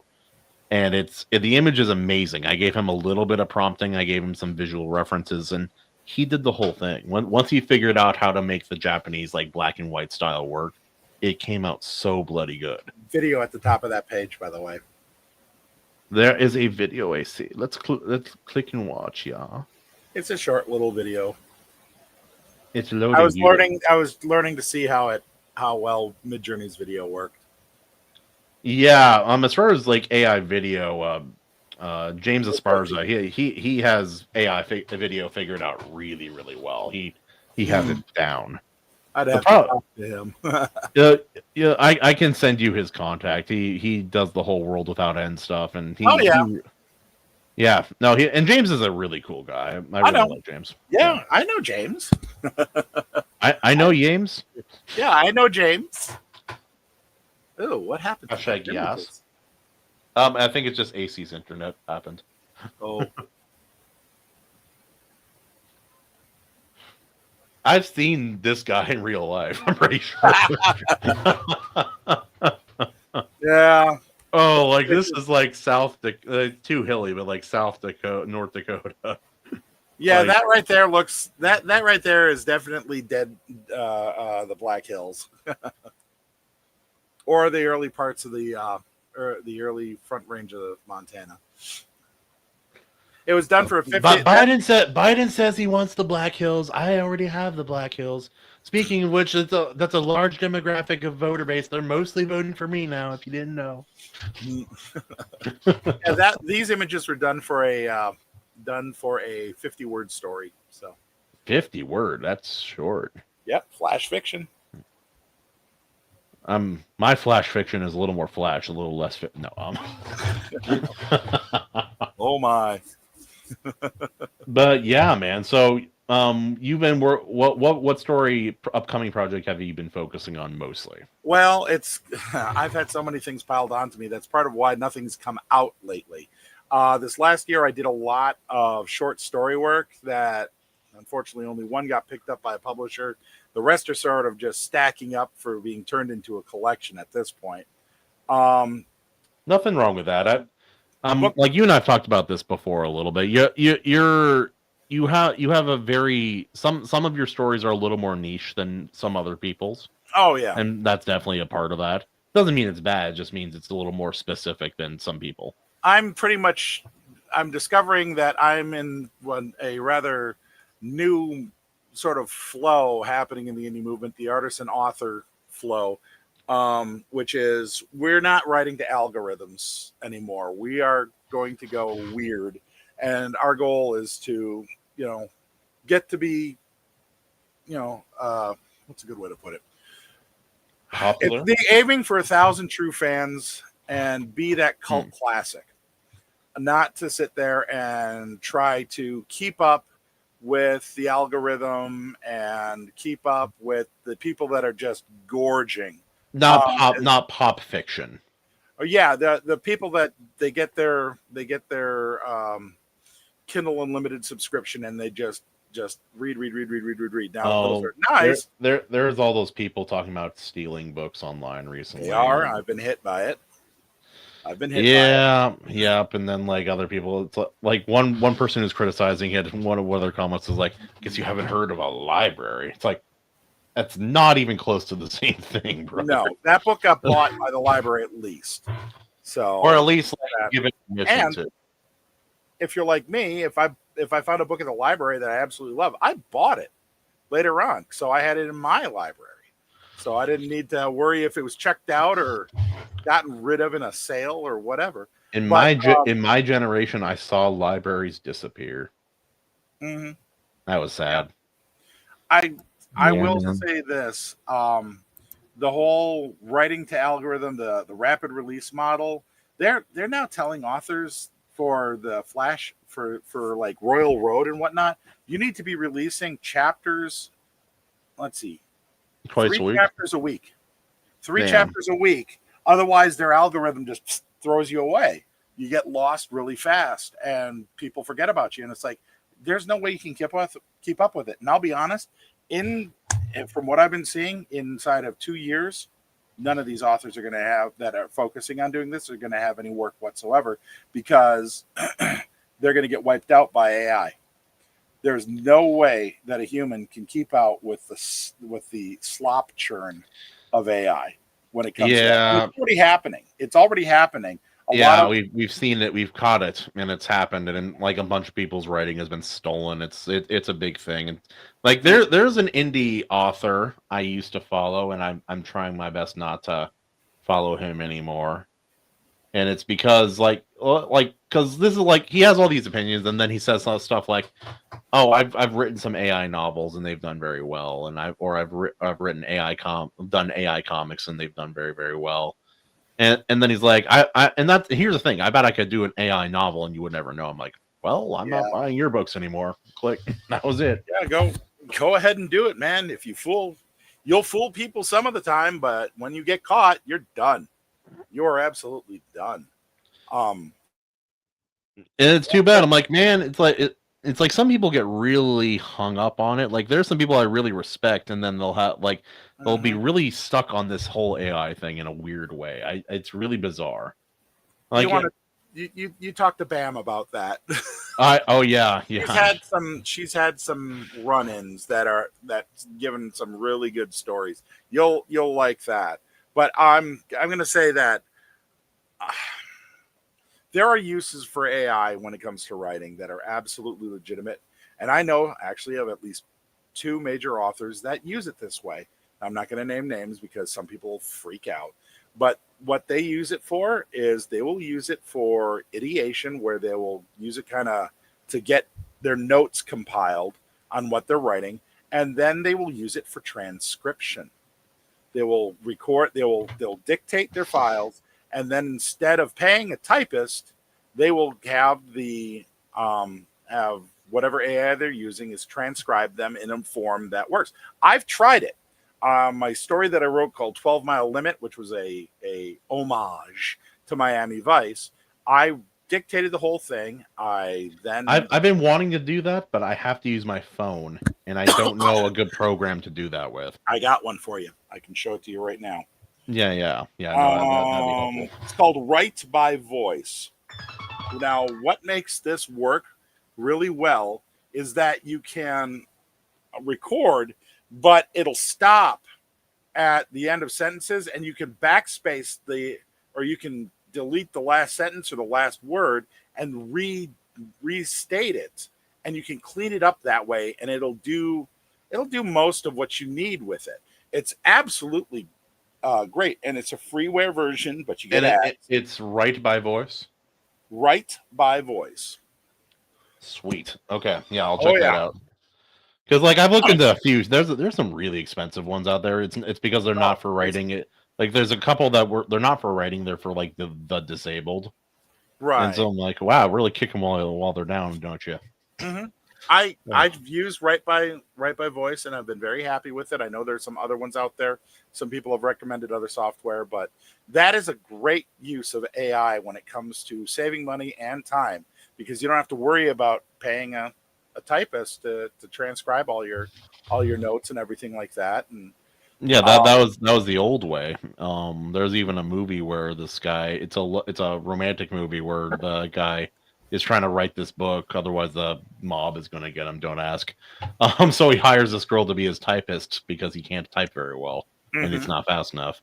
Or it's like, even for today, I watched the movie, finished it today, but I'm like, Grok, hey, give me a quick summary of characters and research, like, major plot points for this movie, just so in case my memory, turns. The only way to compete with AI as far as a research partner goes is going to be like professional assistants who are basically using AI to Google shit that you're asking them in real time, and even then the AI is still going to be faster, maybe not quite as accurate or correct, but faster, at least. When I use AI for research, what I do is I want it to give me the list of sites that it goes to, and then I don't take its word for it. I go ahead and start going right down the line. Like with Mech Family Robinson, I had to do some serious astrophysics kind of research on the planet. What color would the plants be? What color would the sky be? Because this is the star and this is what it's doing. And I want to get this accurate because although it's a flavor thing, it can mean a lot when it comes to the way the reader views your work. Yeah. So that's but I keep have in thoughts mind. on that. Now I have a slightly different approach. Last time I wrote a sci-fi story, it was set in El Canada. And why is it called El Canada in the not too distant future after America bombs itself into oblivion? It's because there's a bunch of dot on the head Indians living in Canada, and when the Americans migrated north, they just thought they were Mexicans, so that's why they named it El Canada. So slightly different flavor of oh yeah, that's funny. I love it. The way I went also, about your wife commented in our little chat in Discord. Yeah, she's got it. She's got it. I was gonna say the way I went about handling it, and obviously a good amount of the fun in writing a book is the research, it's the world building, it's the geeking out about this whole process, right? The creation process. But the way I went about that, because obviously you can go into every excruciating detail of whatever the scenario is. And in your my book- case, your book will suck. in my case for my novel, it was sailing, it was being lost at sea, it was like colonial era ships, that kind of stuff. But that's mainly just because 33% of the book takes place kind of lost at sea, and then from there I didn't really need to do much research because it's just like, okay, now we're like on land. It's like technically a fantasy story, so if I'm a little loose on the details here, it's fine as long as There's cohesion in the story, that matters more than cohesion with real or reflection of the world. Yeah. So a lot of my research went to the sailing because I don't know much about that and like seafaring and stuff like that. Even though I come from like a Navy family. AC, I can ironically. picture your first Google search. Seaman terms. Yes. Correction. This is how I spell seaman. Okay. Well, one of the first things that I did was I went and I got a blueprint of a colonial era ship, and it was a side section. I still have it saved on my computer here, and it's just so it has all the decks labeled. Herman P. Hunter, I should have the right to have free nipples without everybody ogling me as often and frequently, and for money as often as they do. Good gravy. You know what makes me slightly happy? There's a girl on OF out there who makes less money off of taking her shirt off than I do. Yeah, I don't know who, but there's somebody. It exists. There's more than one, actually. Good. There's more than one. Oh, that's bad. I love it. But anyway, what I was excuse me, what I was getting at is painting with broad strokes, right? Because you can go into excruciating detail on sailing, right? Oh yeah. But painful detail. I quickly realized, I'm like, this could be book one. Nobody would care. Just being lost at sea. This 33% here, being lost at sea, entire book. In fact, if it can be one book, you can divide that into 3 books if you really freaking wanted to. What do you want to take it day by day? How detailed do you want to get? You know what I mean? So it's like what I ended up doing, because I knew I didn't want to write a sailing book. I was just like, it's just part of getting to like this other place, So I painted with broad strokes. I was like, what are some of the main things? Okay, like how what do they eat? Tell me about scurvy. How do you get rid of scurvy? An uncomfortable amount of tortoises and sea turtles. Well, yeah. They went with sharks because they had an abundance of dead bodies to use for bait. So yeah, because one of the things you hear from people lost at sea is sharks start circling them. I don't know what it is. They just can tell that there's something up there dying or something, and they're just waiting for it. So that's real life, But anyway, that's what I went with in my story. As it turns out, just some really quick, hard and fast things. If I only focused on like these important things and then you kind of just get to the point, right? Then you don't have to like give the audience enough time to dwell on these little details. But like I learned that raw meat actually has more nutrition than cooked meat. So you are better off just eating that fish or whatever you get. That's what I told my last date. Yeah. Yeah. But there's also seaweed. There's also seaweed that can help you avoid like scurvy and stuff. So it gets really difficult in the open ocean because there's like nothing out there. But yeah, I digress. There's not even really fish in the open ocean.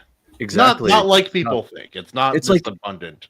That's what I was getting at. I'm like I put myself in the situation. I'm like, you don't really have anything except for people dying of like scurvy. Like, so what do you have? Corpses? What can you do with that? The best is bait. And then what's already naturally happening? Sharks are circling. Sharks are meat. I looked up some stuff. You could eat some shark and get over scurvy, and probably find some seaweed if you're super lucky. So you have to eat the liver. You have to do something, yeah, for sure. You brought up an interesting point that has been a bit of recent bugaboo for me, and that is the whole. You can focus so much on the erroneous details. Well, not even erroneous, the accurate details. Erskine Childers wrote the first spy novel. By the way, he was an Irish patriot executed for such. But he wrote a book called Riddle of the Sands, which the whole friggin' movie spends most of it, the whole book is mostly based on small boat handling off of somewhere on continental Europe, and I don't remember which country it was in. It's been 35 years since I've read the thing, but it was all just sailing details. It was more sailing than Moby Dick, for crying out loud, and that's practically you could spend your entire life studying sailing and not know everything. Exactly. So like your specific colored sky and stuff, I like that amount of detail. But you understand as a creator, you can go into as much detail as you want with that. So I like to cheat. I like to imply that the details exist, but like say you're a swordsman, you have no reason to know the advanced stone workings of these people over here. It's like you can imply that they have a special knowledge, but I'm very sneaky with it. Well, I was on a panel about science, the hard science and wall building at confinement, science. Anyway, you learn very quickly that people that'll pick up your book will bust your chops on it if they are in those fields, and you're like, you don't want strokes. I'm telling you, broad strokes is just the safest. Like, if you're gonna start nerding out, you're gonna get nerd checked. I'll be on one of those panels someday, and I'll just start pissing people off. I'm like, in my sci-fi universe, you know what the difference between a white hole and a black hole is? Oh God. The black holes are more athletic. Anyway, we're moving on. I was just gonna say, I knew it. AC called it, but okay. The term is Tylenol American animation. The tism is real. But anyway, okay. Herman he's been commenting about me wearing pasties for like the last 5 minutes, and it's distracting. Go ahead. Yeah, well, better those than pasties. Anyway, he'll get that joke. Yeah. He's a Michigander. Anyway, that's what they're called. But one of the things that you mentioned about the whole bringing up, seeing terms and all the research and piling it in there, is that a lot of times you end up distracting from actually what makes the story fun. And there's too many people nowadays that are forgetting that there's a whole lot of literary techniques out there that you can do to kind of get on track, get the impression of what you need, and move on without getting bogged down in the minutia. But unfortunately, there's this crazy idea of show, don't tell. But there's a reason for it, but it's taken to Tylenol American levels I was just yeah. of application. They're They- stuck on a loop. I think Yeah, part of it is like you shouldn't tell emotions as often. You should try to show emotions if as you can. much more often than not.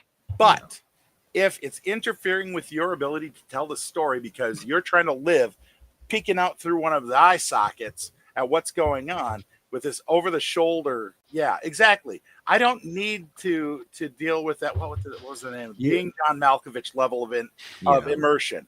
Yeah. I'm done with that. As a matter of fact, I'm seriously looking at pulling back to omniscient storytelling because it has all these tools. People. Oh, I love Okay, it. I've been working. I do some writer coaching and things like that, and something I've been noticing, in a lot of current authors, is that they have been beaten up by editors who basically shout out, tell, don't use dialogue tags, do use dialogue tags, never use adverbs, never use adjectives. And you get these people, and of course, then you Don't use the word as. Ooh, that's the new thing. No, that's DPR. That's DPR's thing. Allegedly. Every It's- time he posts about it on Twitter and I see it, I post the most as-filled sentence I can Hey, imagine. I'm Why do I know? an avid as user, but as my as's are superior, clearly they're Kiss my clearly not wrong. ass. I don't know who that DPR is or whoever it was. Who's that guy? Daniel P. Riley. Oh, okay. Sorry, it took me a moment. Sorry, I failed my connection check there. No, You'll I just have to forgive me later. DPR, double penetration right. yeah. I can't say. I'm sorry. Okay. But yeah, No. MD, Oh, and he freezes just as he's getting to a good point. he froze, and in that still frame, he looks a lot like a voice actor that I know, like remarkably like. Also, Herman with the whenever I hear show don't tell, I show them the birdie and tell them to kiss my ass. and then moving Oh. on. But it's become a cliche and practically I don't know, it's an insult to me when I start hearing that now, because I'm sitting there going, I don't want to sit there and tell third person close if what it's going to force me to do is walk from room to room because you as the editor can't figure out, oh, he just jumped, you did a cut, essentially. People forget that cinema. You can do that, but you just have to do it in the right moment. Right. That's exactly it. You have better times and places to use these old literary techniques. Remember that all the cinema techniques that we have nowadays, most were derived from first trying to figure out a way to translate these literary techniques into something that worked for screen. That's why we have the montage. That's why we have Gestalt theory. That's why we have what was it? There's another one. The voiceover. Yeah. All sorts of other things like that. Well, the voiceover is typical, not always, but typically the revealed inner thoughts of a character in the midst of something on some physical activity happening, or it's the narrator or the omniscient perspective letting you know. Adapted. It had to be adapted from books and play, but radio then came along and that kind of set a lot of groundwork. And then anyway, Desperate Housewives came out and ruined all of it. You were going to say, AC. I was saying, I like how you were saying to say what you got to say and then move on. Mm-hmm. How I got around that, because I noticed I would get bogged down in the minutia, like you said. Mm-hmm. But there's certain things you need to establish with each scene. Like almost right away, the first thing is, where are you? Who's here? What's going on? Why this bitch not have a tail? And then like, what's all that stuff look like, right? Mm-hmm. And then like once you start like running out of things on the checklist, now you can kind of move on with the scene and just keep a few of those things in mind as you go, right? And if you cut out all the minutia, then like that's the artistry and the things people remember. Like Name of the Wind has a lot of problems, but I love that book, and part of it is because of these really interestingly worded descriptions. He says things in ways I've never heard people say things before. And for that, even if I didn't like the story, for that reason alone, I like that book.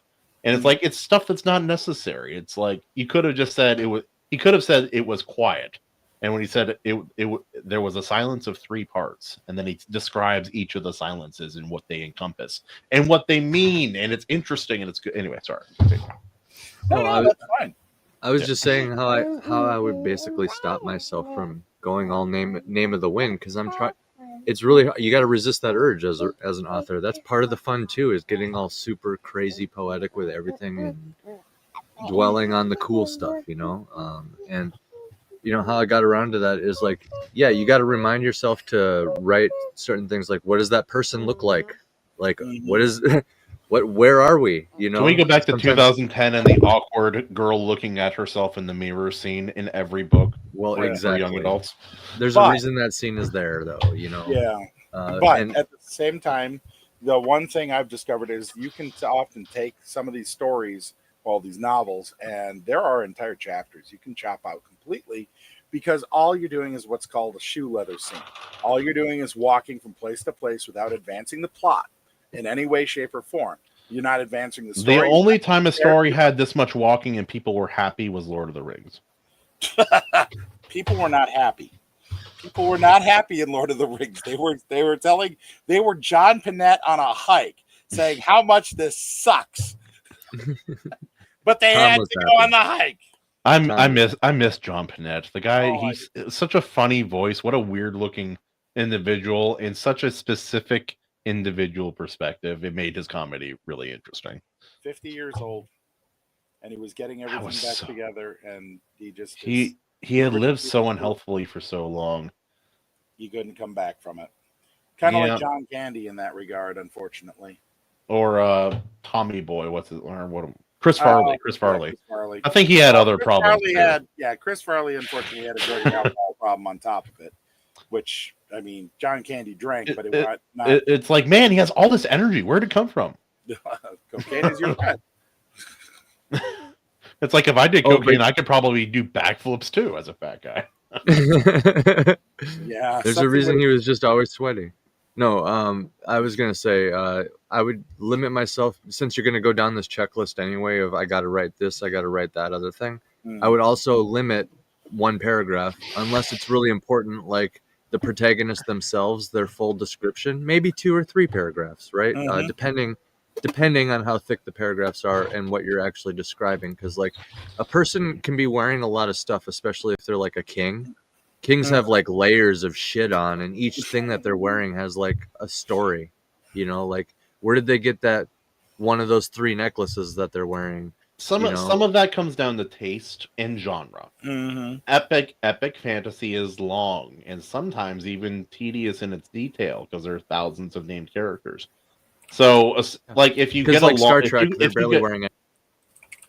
If you get a long description of the pattern on a dress and why it's important, you might be able to get away with it in an epic fantasy novel. Now, if it's a sword and sorceries novel, they will shove an axe up your other end, and that's how the audience will respond. It's like he had the sleek agility of the wolf. Anyway, that's all you know about him. We're moving on.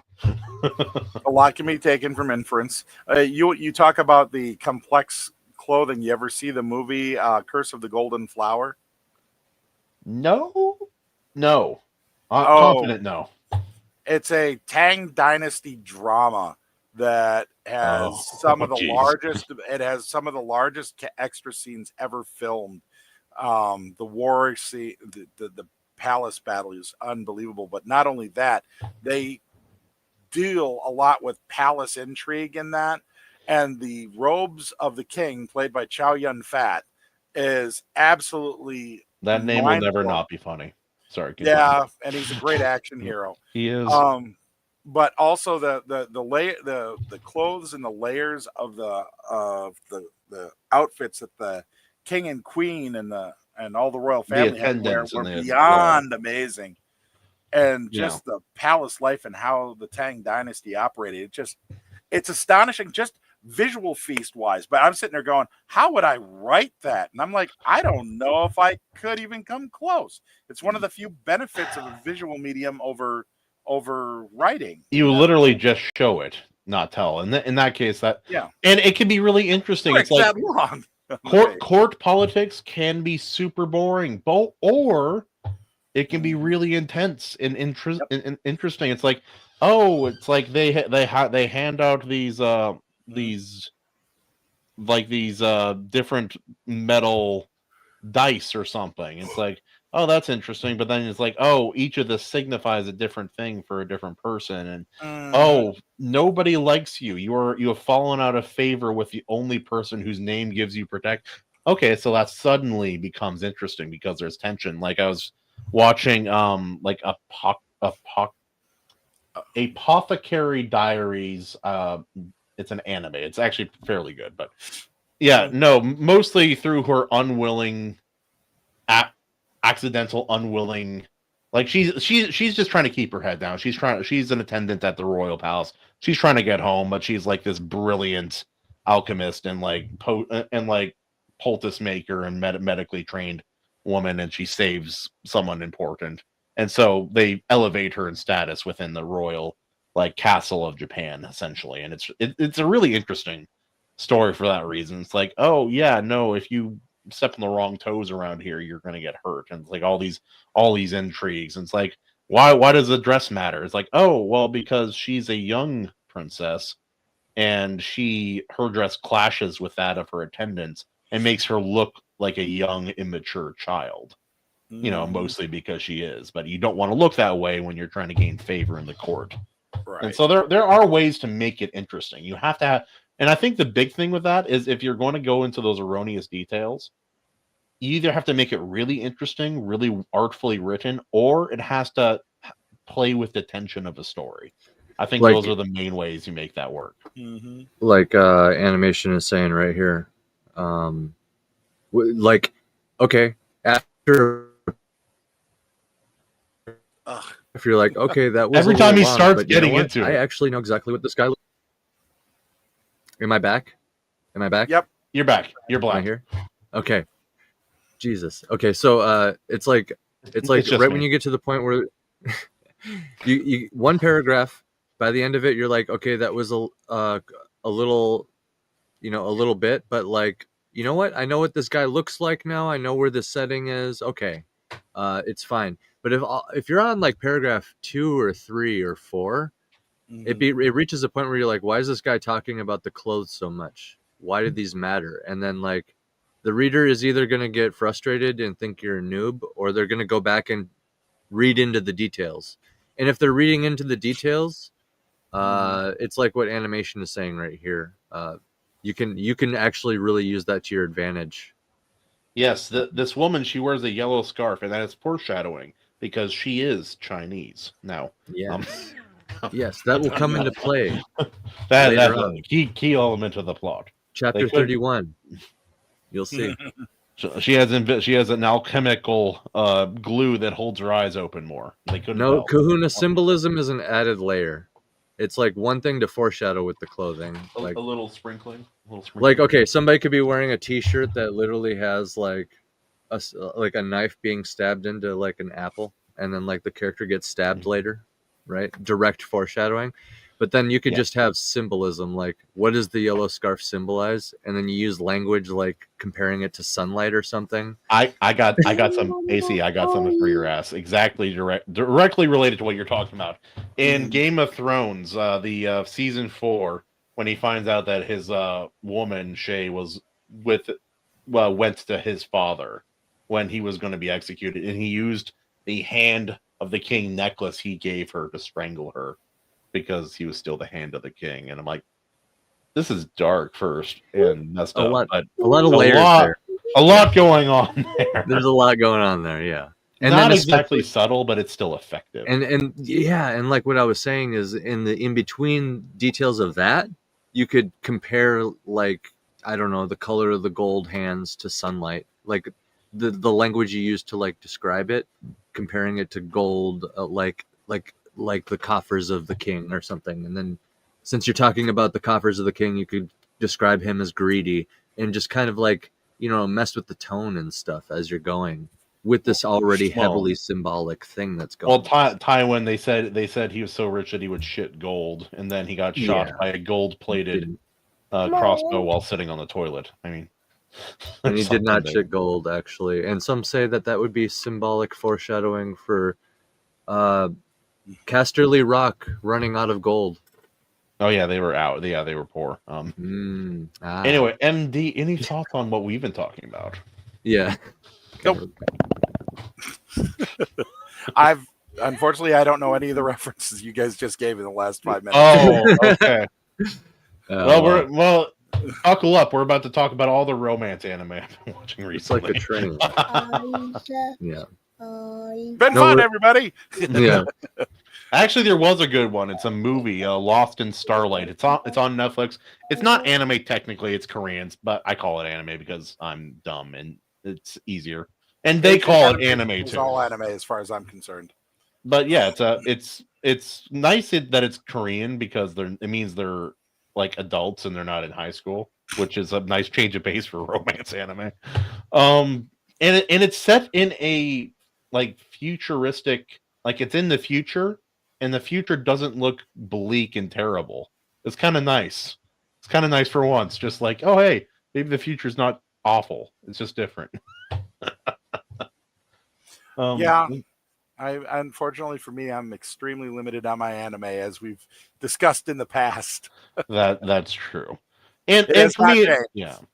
Well, for me, it's like I like romance anime specifically because it reminds me of when I was young and in love, and that's basically the main reason I like romance anime. And it's been a long time for me since that was the case, and so I don't mind being reminded. That where you're younger in love. Which? Both. Okay. Both reminds me of when I was young and in love, and sometimes it's just a really bad and it's funny. So there's that. There's also that. Yeah. But or like Well- yeah, there's. Oh, go ahead. You see. Oh, I was just gonna say, maybe think about winding down here. No rush. No rush. No real Yeah. rush over here. Well, we can wrap it up. I mean, I never wrap it, but I'm not. I hear you. I'm sorry, guys. The jokes just keep coming tonight. Okay. So do I. Ay. That's dead. Mayor of John, I'll have you know that I have a video coming out about you here soon. It's going to be good. But, Oh boy, the mayor of Orc City's here. and I make a comment very similar to yours about you.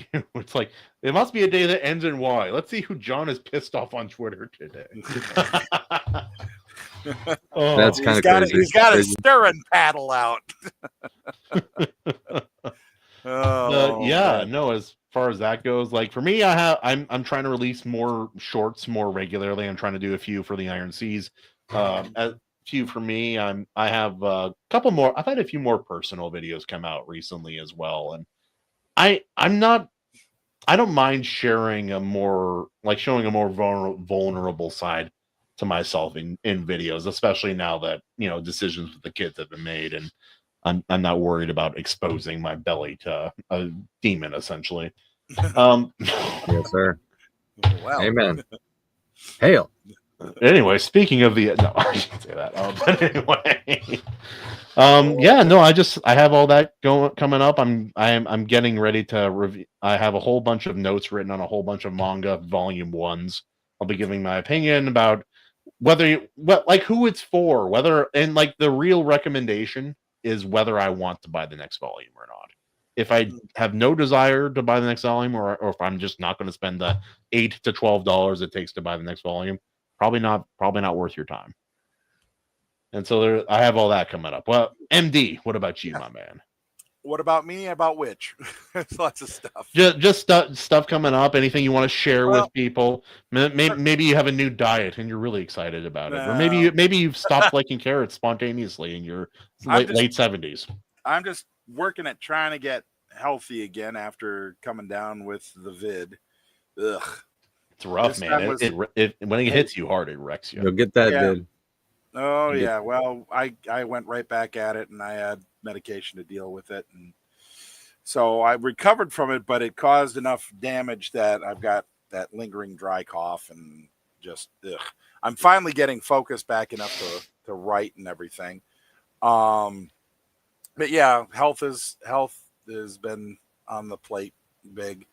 I Otherwise, getcha. creatively, I'm in the middle of editing a story for submission for another anthology, um, being for Rack Ontario Press. I have another story that is, well, it's actually turning into a novelette that is a side story to my Kinawazi saga that is going currently by the name of The Courtship of Dame Bergfred. So if you remember Dame Bergfred from the book Kahuna, it's how she and Ask basically got married. Oh, sweet. And so that's as close to I called it a romantasy, but it's not really. But I'm working on that as well. My big project right now is, like I said, Mech Family Robinson. It's been stalled for a while as I was trying to figure out a whole bunch of technical things, but now it's starting to move in my head again. Now that I've worked out how to deal with drones in a mechanized or in a BattleTech style battlefield, and what that would do to change mechs and mecha, and it's coming up to some really crazy, cool things. BattleTech focused almost exclusively on bipedal mechs. I'm not. I'm moving in a slightly different direction in that regard. Quadrupedal. Yeah. As a matter of fact, one of the things that I was starting to think of when I was working on this, and nothing's finalized as of yet, but one of the things I was going and taking a look at all the way drones are working on the battlefield, it reminds me a lot of insect hives. And how would these translate into into a BattleTech style situation? And I was like, well, nature provides the bear with ways to deal with bees and wasps and things like that. What about thinking of different types of armor? And I came up with some very interesting ideas. And also the with all the ideation I was doing with the research, it came up with also some very interesting points in the difference between a battle mech on the field versus just like a man-suited mecha or landmate, as some of the anime call them. Me find landmate. You get inland, mate. You go kill everything around me now.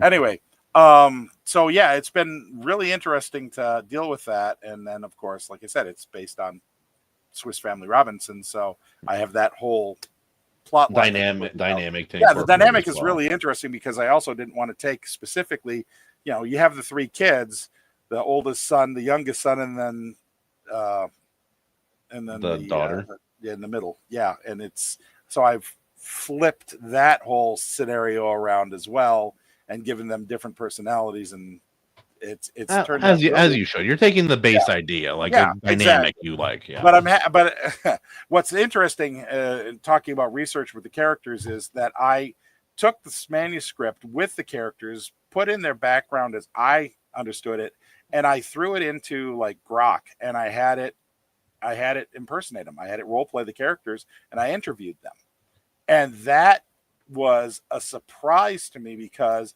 it brought out lots of things I never considered that would be part of the character.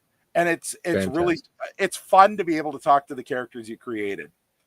Yes, I have interviewed Holly. That's cool. Man, put your shirt. Man, zip up. Come on, focus here. Oh man, no, you should make some sort of prompt for that.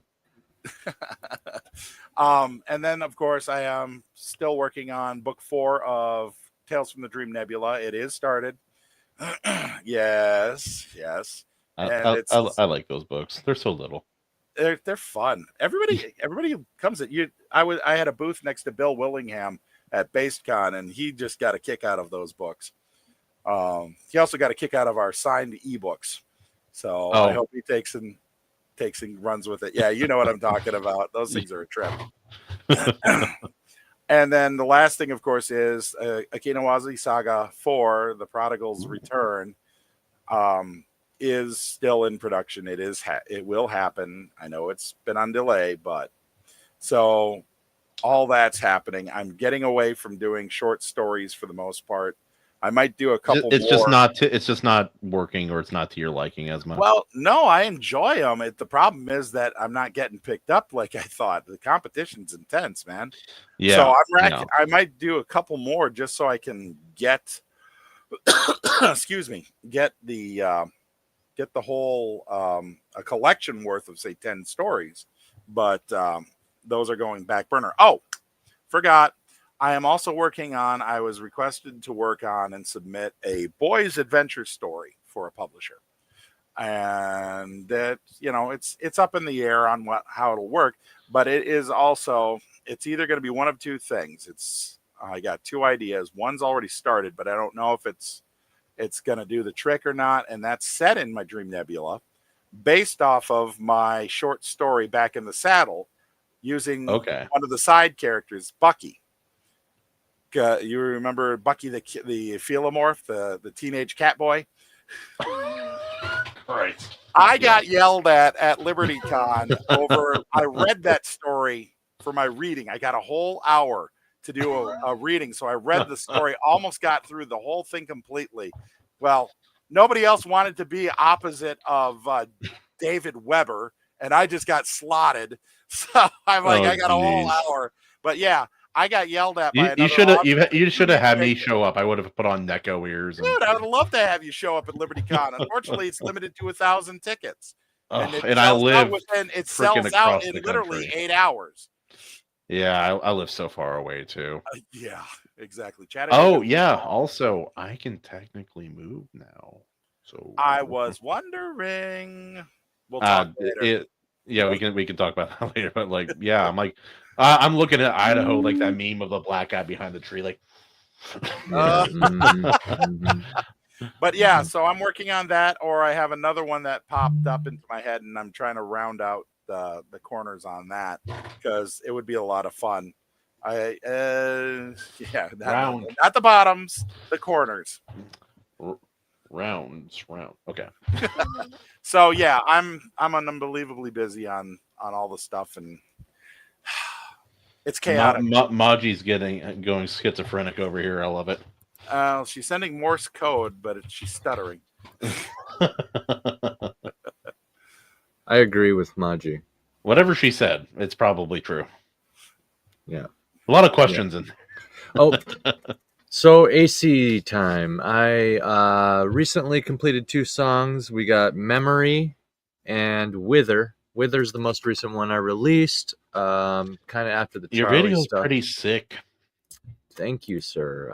It's a little bit more of an angry one. Memory is more of a happy one. So you can get either side of the Memory coin. is one of my favorite songs you've ever made. I love it.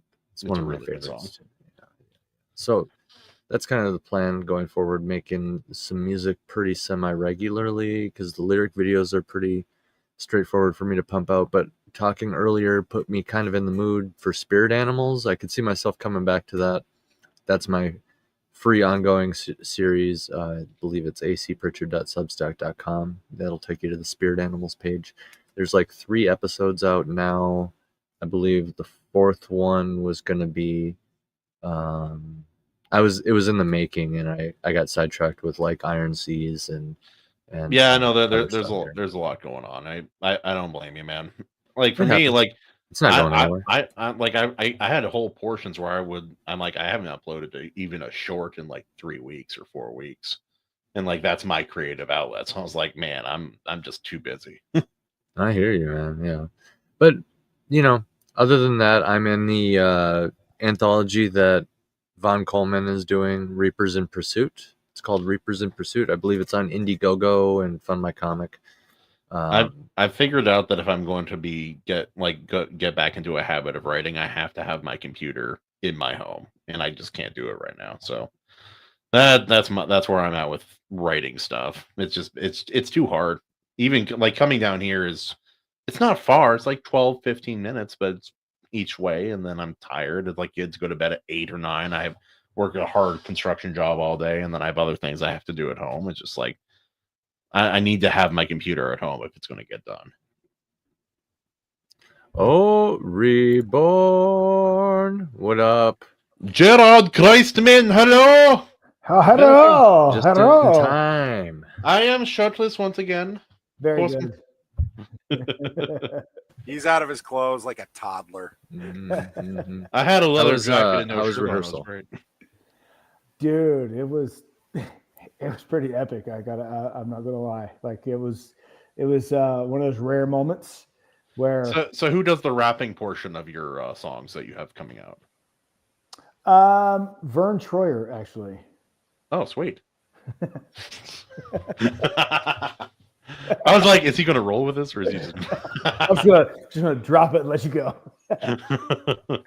MD, it's lovely to meet you, sir. Nice to meet you too. How goes the movie? It's pretty well. I mean, considering what we had to work with, I think it's doing pretty good. Good deal. I remember when that was first coming out. I was like, oh, okay, cool. Yeah, and he has a new movie coming out that is going to be much easier to film because it's not a period piece. Yes. That'll help. Yeah. Good. Hey, Omaji Chan, good to see you, sister. Yeah, she's just walking home on a dangerous road on an island full of drug addicts. It's fine. It's fine. Yeah. She's got her Welcome to Glock, West. right? So West Virginia on an island. Gotcha. Maji better have her Glock. Stay strapped. My Maji's tall. She's fine. She's tough. She can handle herself. She'll put a bitch down. Put a bitch down. Hey, so quick question: Did sneakers did it sink or float? Oh, It floated for all three of us. Did you get to watch it, Jared? Oh yeah, yep. Rewatched it. I was how old was I when that came out? I was like 14 when that came out. 92. man, I'm feeling so old. I wasn't born when that You came wait, out. Wait, I'm not the oldest guy. I was in my 20s. Oh, okay. Usually I'm the old guy. So You're a young pup. Jared's like, is there a challenger? I'll take Baby it. I'm Good into one. my throne. I'll take it. Stone Gen Xer though, so yeah. That's right. That's right. Gen X, cause screw you. We don't care. It was like a while back. This park attendant at one of the parks that my mom likes to walk the dogs at, like cussed at my mom and called her all sorts of names. Just really rude for no reason, out of nowhere. My dad's like, "Yeah, I remember growing up, we would have just kicked his ass and thrown his phone in the water and called him a bitch, and, like walk away." Like, That's how it was done. yeah, at one sounds point. better than this. Yeah. It was simpler, you know. Yeah. They just ripped the Band-Aid off, you know. Yeah, the beatings shall be dispensed till morale improves. Our morale. Our morale, yeah. It's like, did it help? Yeah, kind of. Yeah, you don't want. Yeah, it's sort of like Beth Dutton saying, "It's not. You don't want. Yeah, you crave trouble. You just don't want resistance." Yeah. Yeah. Animation Overlord, good to see you, brother. But yeah, no, we were just kind of packing up. We were packing up here, Bub. So if you have any quick thoughts about the movie or anything that's going on with you want to share, now's your chance, man. Well, about the movie, because I had forgotten, but I loved that the mark in that movie was Ned Ryerson from Groundhog Day. Yes, Yes. that was the Ned? first movie I saw. Ned Ryerson? Ned, That's a good movie. Underrated. Bing. I forgot. Like I had forgotten when I saw him. I laughed out loud, like on my couch. I laughed. I was like, "That's Ned Ryerson." And that was the most awkward date in history. Oh, dude. Yes. And she couldn't get him to say passport.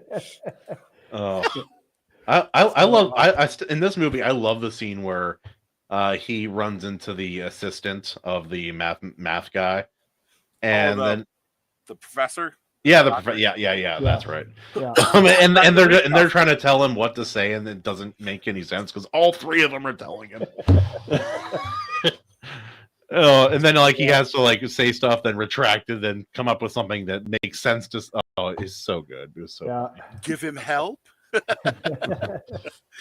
Oh, Give him Say give him lots of head.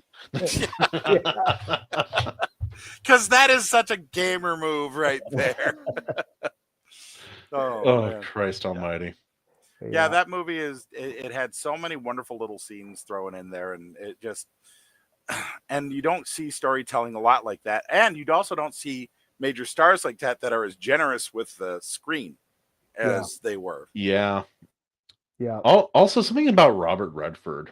I don't know, something about the way he looks at things, like when he looks at another character, or he looks at something his character. Something about his, maybe it's just the way he looks, but it looks very intense. Mm-hmm. Like it's really interesting to watch, and it's hard. I don't know how to describe it beyond that, but you know what I'm talking about. Yeah. There's also he was also in that movie. Most of the movies I've seen with him are when he was a bit older, but like where he was, it's The Last Castle. That's the look. Where he's a military general who goes to a military prison, and then he like teaches all of the inmates to, like, basically gives them their pride back a little bit, and that's a very good film if you haven't seen it. But yeah. Well, what is that name? What's The Last Castle? Yeah.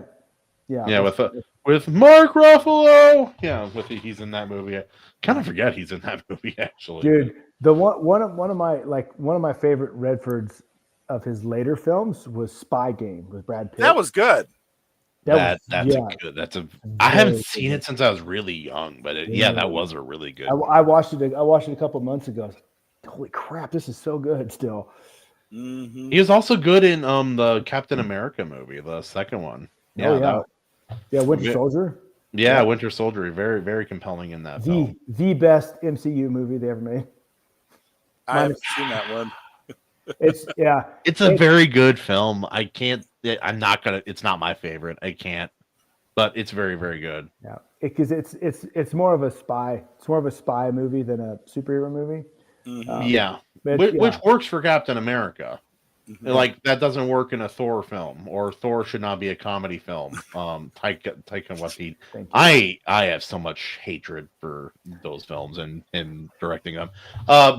Love and Thunder was terrible. It was somehow worse. I enjoyed it only because I didn't take it seriously, because I never took Thor seriously. Well, that's the only reason why. But I get why fans of Thor would loathe the film. Yeah, because it wasn't. Yeah, it was basically it was an episode of Punked for Marvel in a way. Like Thor Ragnarok ruined my favorite Hulk storyline and ruined my favorite MCU character. Oh, wait a second. You said Love and Thunder. I meant Ragnarok. I haven't seen Love and Thunder because nope. Yeah. It's even worse. Love and Thunder I is... refused. I was like, no, I'm not watching that. The sad part is that so much of that ties in apparently to actual MCU lore. Even they just sort of screwed with it. They corrupted. It's like what Tolkien said. Yep. Yeah, Evil cannot create. And it's like it's not a perfect film, but there is no other film in the MCU like the first Thor movie. The language, the way they talk, the action, even there's not a single other. I don't know. It felt special in the MCU. Even like it's not perfect. There's things they could have done better. Stage one was still being run by fans, so that's the key difference there. Yeah, and that was Kenneth Branagh. Kenneth Branagh directed that one. That's another reason. Yeah, it's like you're gonna get something good if he's doing it. Most likely. Most likely, yeah. Mm-hmm. Yeah, no, there were some good winners and losers all the way up until like in the game. But after I told my family, I'm like, after Endgame, I'm like, the writing's on the wall. This is it. I'm done. I'm bowing out while the getting's still been reasonably good. With the exception of the Guardians of the Galaxy, I opted out sometime around the first Captain America film. I saw the first Avengers film. I was like, oh, okay, I remember why I wasn't a fan of this comic, and that was fun, but it's not my deal. It's not my jam. And unfortunately, what they did to the X-Men films, the less said about that, the better, as far as I'm concerned. It made me look back with nostalgia at the third X-Men film. I've not seen anything past the third X-Men film because I died watching the trailers. I was like, Remember Oh, when the I'm third one begging came for out, Chris Claremont. the final stand or the last stand, whatever it was. Yeah, The Last Stand. And like there was some criticism, and rightfully so. Justifiable. And then you watch most of the other X-Men movies, and you're like, oh, I missed the third one. Fuck. Yeah, I wanted to love it so much, but my problem is that I collected, and you can see these boxes back here. These are full of classic comics, and I have a collection of almost from like issue 109, Uncanny X-Men 109 to Uncanny X-Men 403 straight. No! Sorry, not related to what you're saying. Yes, I know. I saw the Yeah. Taika Waititi. I don't want him to touch a matchstick, let alone a franchise. No. Thor: Tropic Thunder. I would watch that movie. Thor Tropic Thunder. I finally watched that film. Oh, dude. I need to watch. I need. Oh, my Maji and I saw the Marvels in theaters together. I remember when you did that. The Oh, horror. my. Oh, you poor guy. Sorry. Oh no, everything about it. It was watching with her made it funny and great. Yeah. But I arrived like there was traffic. I arrived like 10, 15 minutes later. I'm like, did I miss anything? Nope. not a thing happened relevant. Captain Marvel was the villain. They found a planet of aliens that looked like gay humans. And they can sing in English, but they cannot speak it. And that was not the stupidest thing in that movie. Oh, God. It's so bad. There's so much bad about that movie. Yeah, AC. I was out with the Last Jedi, so I never got the lesbian space witches in Star Wars. Oh, I yeah. never. I was out avoided years that too. before that. Yeah. I never go Have you for guys that. seen that scene? Look up that scene on your own time. I have. Which one?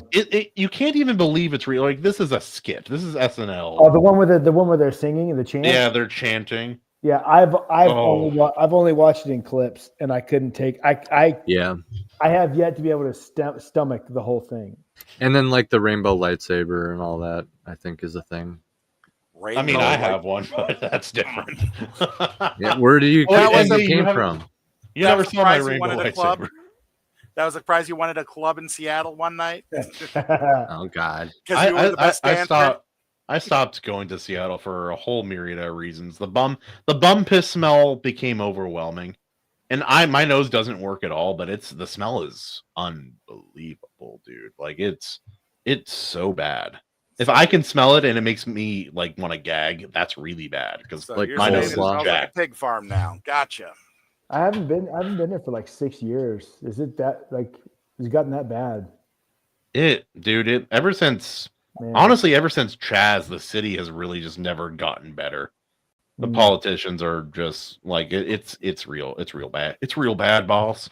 I don't like it. You refer to it by the forbidden name, Chaz. Ooh. Oh yeah, and then like a bunch of stores are quietly trying to shut down because if people know they shut down and they're moving, they're not going to be in the city anymore. It's because like the Target in Seattle no longer carries liquor, or like that happened a while ago. They might do it now. Weird. Because people would just walk in and walk out with it, and Yeah, they crazy. couldn't do anything. And the locked glass cabinets apparently weren't enough to stop people. So Chicago just said, "Nope, we're out."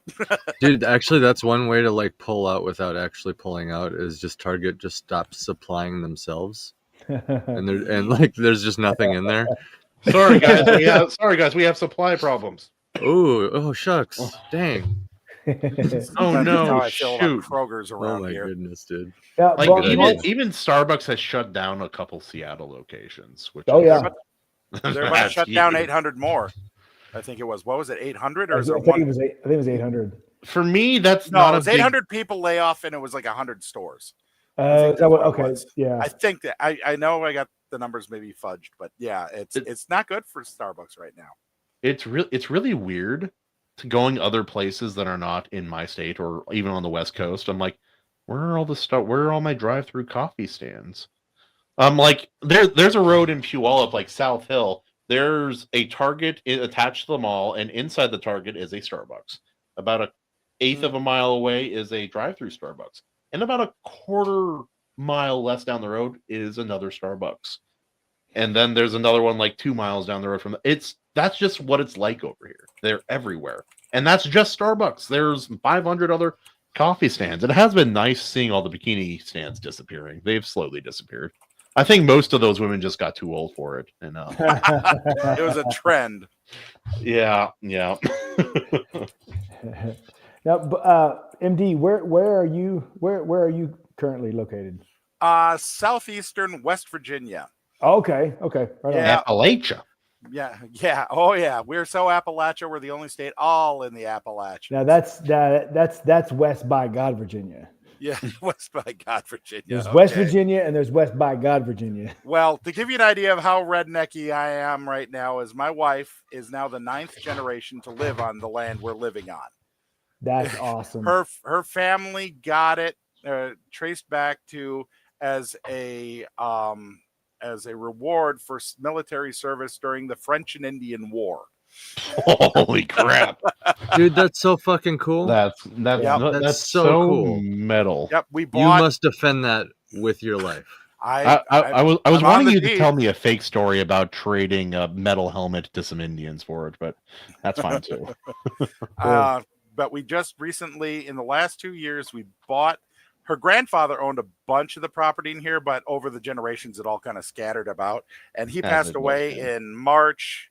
But before that happened, we bought the property next door to us, which is about, between 5 and 7 acres. So we Ooh, now nice. have basically a hobby farm at a 45-degree angle up the mountain. That sounds about right. That's the way it is. But we're hoping to build a house on there. It came the property next to us came with a house, but Grandpa was always like, I can rent it out. No, Grandpa, people are about to go through the floor here. The thing is just rotted out on the inside. When he was growing up, he probably could have rented it out. When he Just was not growing now. up, it was called the Johnson. Well, it was called the Johnson House. It was called all sorts of different things, but yeah, it Why is it went through a called lot the of Johnson different House? families that were because the Johnsons living there. You stop it, naked weirdo. Yeah. Stop it. Wait, It's just getting me all flustered. We need a spray bottle for Kahuna. Yeah, I have the to- Kahuna, bad Kahuna.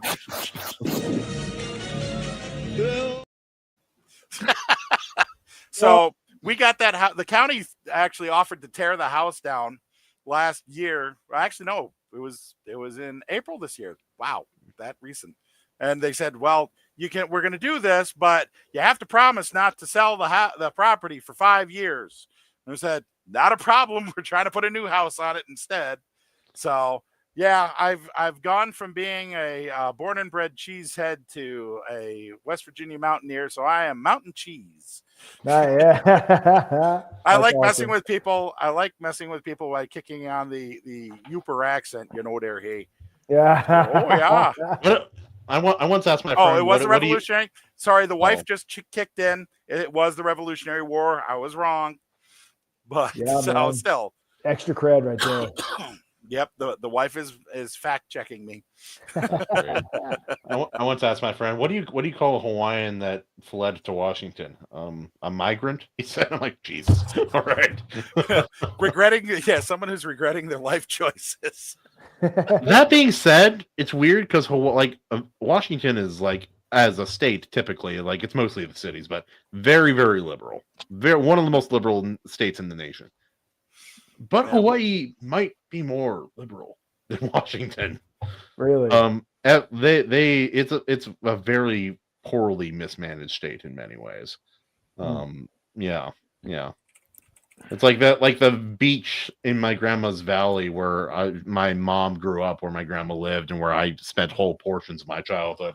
It's like they were trying to keep me from going on the beach because they didn't know who I was, and they are part of the whole keep Hawaiian lands in Hawaiian hands kind of thing. I'm like, I get where you're going, but you can't keep people from the beach. That's that's law, and that's also like how the Hawaiians did it. Also, I grew up there, mother lover. Let me on the beach. Yeah. Yeah. Once they're like, oh, Ohana, okay, yeah, you're fine. And then it was not a problem. It's like, oh wait, you're blood. We know you.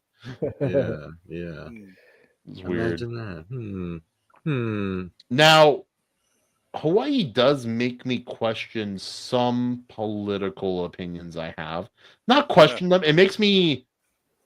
It leads me to think that different places need different things. So I understand some of the laws and concerns Hawaiians and people in Hawaii have, because one small change can affect everything that fast, Yeah. and it's over. Why federalism is the right way to go, but a national government controlling it all is wrong. You need local control. Yep. And it's like I don't like I believe like you buy a piece of property, you do what you want on that property, but in a place like Hawaii, I'm a little more understanding of like there needs to be limits to what you can and can't do, and I understand it more. Even I don't know if I even fully agree with it, but I do understand it more when everything affects everybody. It's like it's like, oh, most of the trees are Asian and African, they're not Hawaiian. Almost everything in Hawaii is imported, including the people. So Even the pineapple. Yeah, but we do have the best pineapples, and that's not a question. That's true. I talk about Hawaiian pineapple, and I turn into Trump. Frank, the best they're golden Maui gold pineapples. No pineapples like it in the world. I've tried this Korean genetically modified. Yes, they genetically modify their pineapples, and they're still not as good as Maui gold, frankly. Dude, My dude, pancreas explodes with delight. Did you see Dankula's video on Hawaii? No, I haven't. Oh, dude, you've got to watch it. I meant to ask you that a few weeks ago when I saw it, but it's like his videos, Hawaii is fake. And it's completely fake. Yeah, everything about it. Dude, his breakdown is hysterical. So good. Yeah, it's definitely worth a watch, especially for you. They have to ship in sand to Waikiki Beach. Sometimes it's from other parts of Hawaii, but they have to ship it in. And like all the Hawaiian like little like Hawaiian god statues and stuff. That's all Tahitian. It's not Hawaiian. That is a scary HOA right there. Hawaii Owners Association. It is, dude. Awesome. It's like one of the most powerful companies in all of Hawaii is Hawaii Land and Hawaii or Maui Land and Pineapple, I think is what it's called. But yeah, they used to own all the sugar canes, and then they're the ones who started off selling big portions of land to resorts and changed the face of Hawaii forever. Yeah, because when my grandma got there, she was a 5'11" white lady from Michigan who hated summer, and there was no tourism on the island at all, nothing. And everyone like she got there, and everybody from like the Japanese taxi driver, that's what they were all Japanese back then. I was like, what are you doing here? There's nothing here for you. And Howleys. Oh yeah, I love calling people Howley. So I got my buddy a shirt that said Howley back in the day when he got into the Navy. I'm like, here you go, buddy. He's like, oh, this is cool. It's Hawaiian. What does it mean? I'm like, it means visitor. And he's like, what does it mean? I'm like, it does that mean that. It also means whitey. It means gringo. And then I find out later, like, even Hawaiians don't really know what Howley means. My grandpa explained it to me.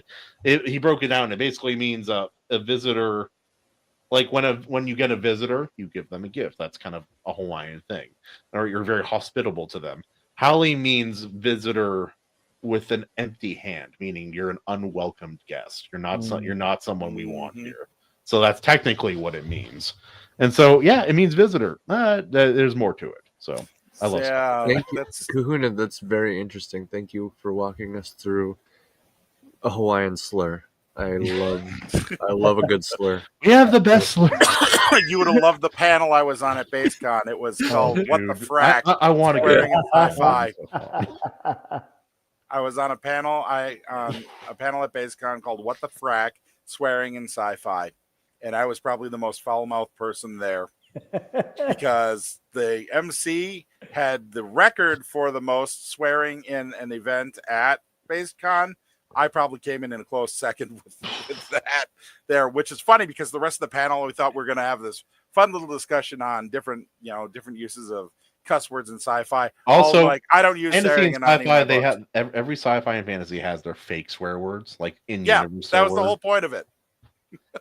And I used to hate it, but now I'm like, if it's overdone, I hate it. But it's actually it's a fun way to represent real language in a different place.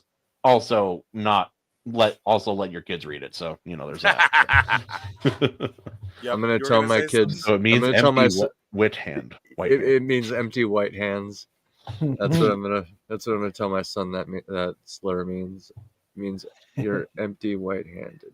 That reminds me of an orc god from D&D called the White Hand. He's basically only thing is pristine white hands. Everything else is like rotted away, and he can't Only speak. hands, huh?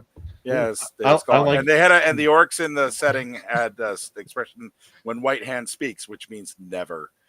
Yeah. I like the 40k orc gods, Gork and Mork. Yeah. They Oh, just classic. they just tussle in the warp, and they just beat up the chaos gods and bully them a little bit. Lots of orc But and goblin they have logic no with- intelligent designs on anything. They're just like, we fight. But I also taught people on that swearing panel how to swear like a Viking and a rather derogatory native term for natives by the Vikings. And everybody kind of went, "Oh God, you just like dropped the N-word for natives from Vikings." Wow. Oh, I'm wow. like, yeah, well, I did my dang research. I like words that sound like slurs and are not. Yeah. Like apparently down in the South and in parts of the Midwest, if you swim in the rivers and the lakes, in certain ones, I don't want to say the wrong word here, so I gotta be careful. You can get this. There's a itchy rash because of like certain microbes that live in the water. If you're not from the lice. area, what's that? Duck lice. Yes, but it was scientifically referred to as miggers, miggers. Well, I believe that's what it was. But I was reading. I'm like, okay, we're good. chiggers is the other Chiggers. one that's nasty. Oh, that's the one. Sorry, I got it. The Chiggers, mixed up. it's very big. Apparently in the Great Plains, it's bad. Supposedly they're around here, but I don't. So there are a lot of I haven't chiggers yet. in the plains. They those are pests among bands, actually. Oh, are they? Yeah. Turns out sharing a van can spread months these and little not mites. showering. Oh yeah. Yeah. What's worse is there's an African version of it that are even Oh, more no. horrifying. I'm not kidding. They're I know you're not kidding. It just sounds I bad. have a friend in South Africa that decided to share pictures because he's a paramedic, and he decided to show pictures of what they can do to the foot. And you're like, oh my God, just bet. cut my feet off at my neck. He's like, honey, let me message my American friend, MD. MD, look at this scrotum. You would not believe what they have Check done out to it." this scrotum, sir. He's a paramedic. You in a will not gold believe your mine, white and ass. He's a bore, so I get to hear all of what's going on in South Africa there too. Oh, it's so rough, dude. I know a family that the amount of money they had to pay to get her husband immigrated over was insane. And he was a good, hardworking fella too. It just sucked, but anyway. That's fair. Worth it.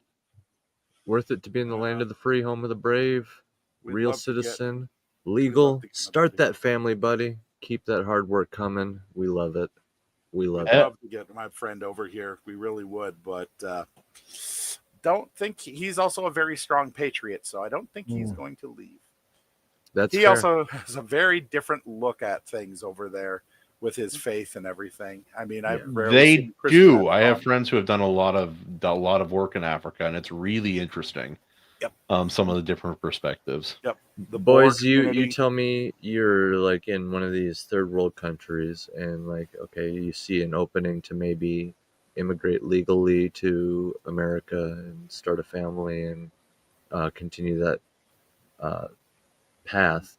But at what point do the good people of their own countries like have a duty to kind of try to reclaim their own country and I think about that a shine lot. shine that light back in, and how and what part do we play in? Like, as much as I would love like the greatest scientists and warriors and scholars and teachers and stuff of every nation on earth to come to America, sure, why not? At the same time, don't their people need them also? Like, these are also the leaders, you know. So when all the good people leave, what happens? I don't know.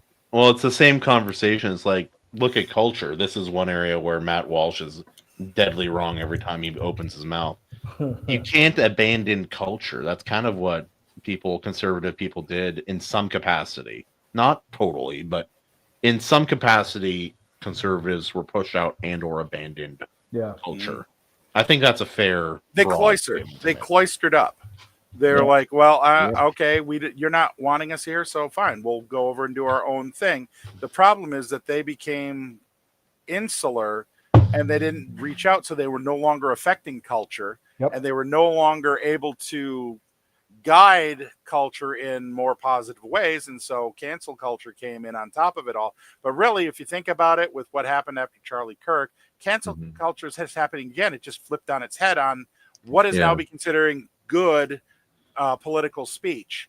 Now people are getting canceled for celebrating Charlie Kirk, while at the same time I don't think it's the same. I don't consider it the same thing. There's some nuance. Yeah, there is some nuance, but it still, in the end, is this. I still apply my hypocrisy test. You take what the situation is, put in one of your most favorite people or your hated people, and you flip it around like you're saying there. Yep.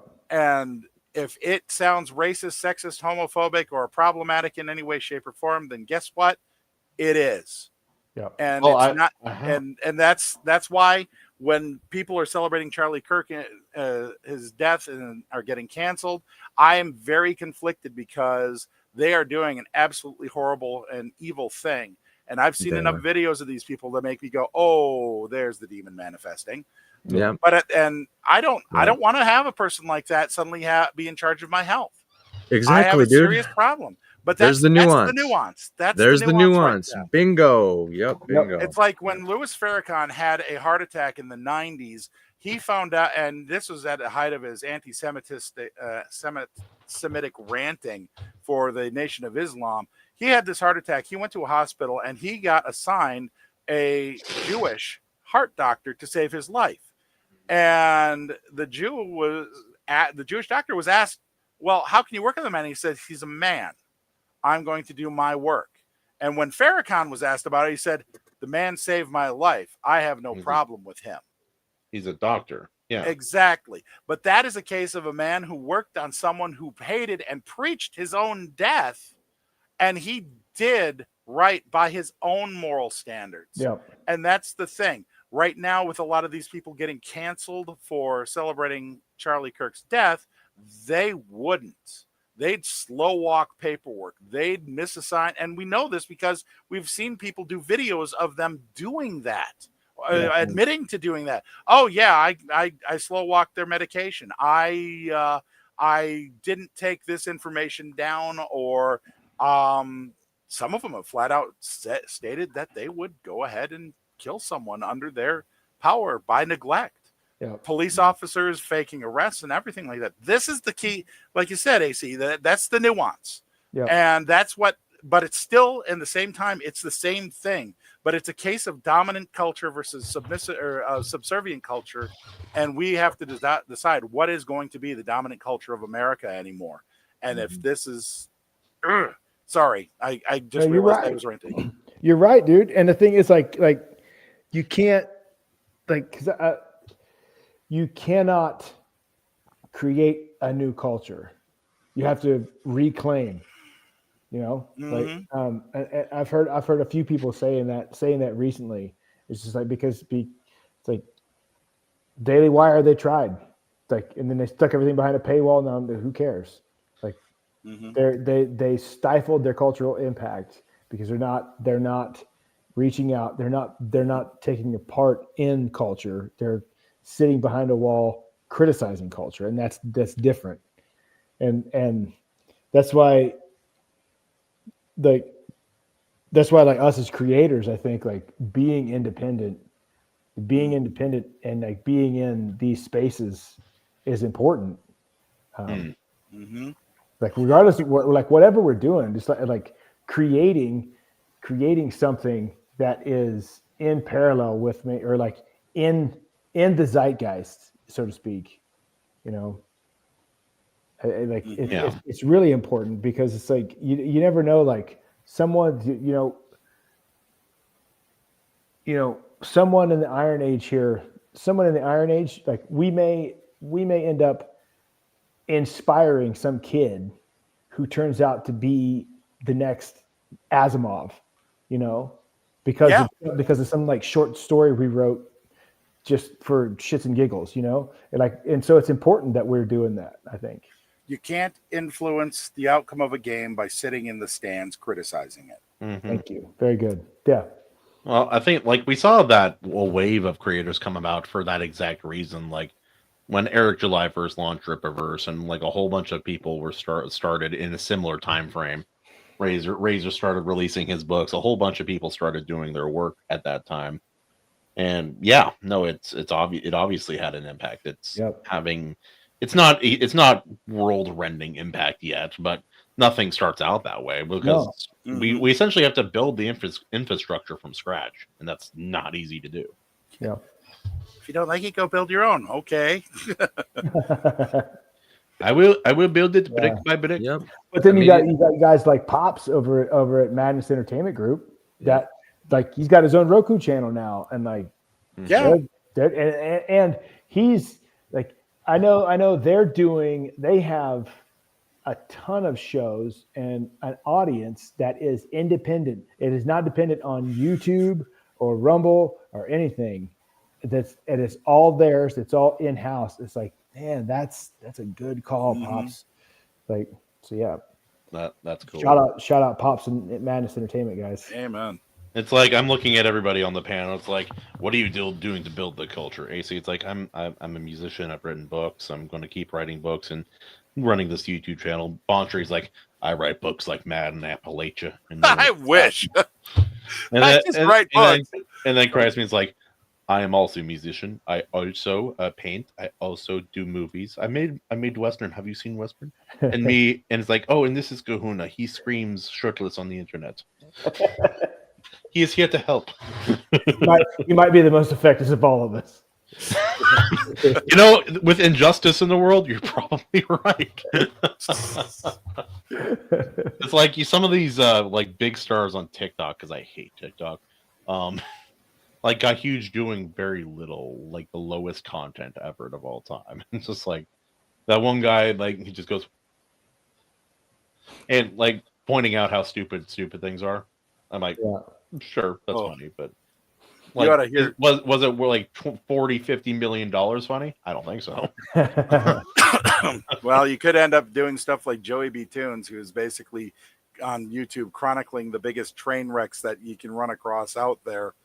It's sort of like a libs of TikTok, except is not necessarily. It's basically going, why are we allowing this insanity to be permitted to propagate inside society at large, turning our cities into absolute hellscapes? Yeah. And he does videos of this, and his shorts are his best stuff because he gets it nice and tight and clipped down. It's a 1-2 punch quick. Yeah, and it also isn't overwhelming when he does like his half-hour shows. I mean, he takes it out more, but you at the end of it, you're just like, oh my God, I can't take that much sadness and depravity.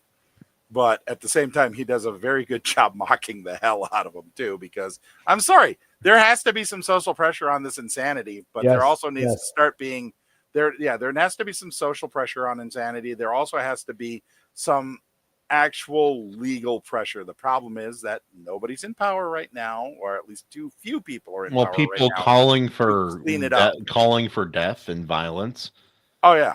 And it's like I have a tricky thing with that, because like I'm not someone who like look at someone like Charlie Kirk. I'm like, he's so well spoken, such a good debater. I'm not. I'm more of a we'll punch out our problems and figure it out. or we'll just like maybe we have a problem we can't resolve. Or in like my stance when I was younger, don't talk about politics.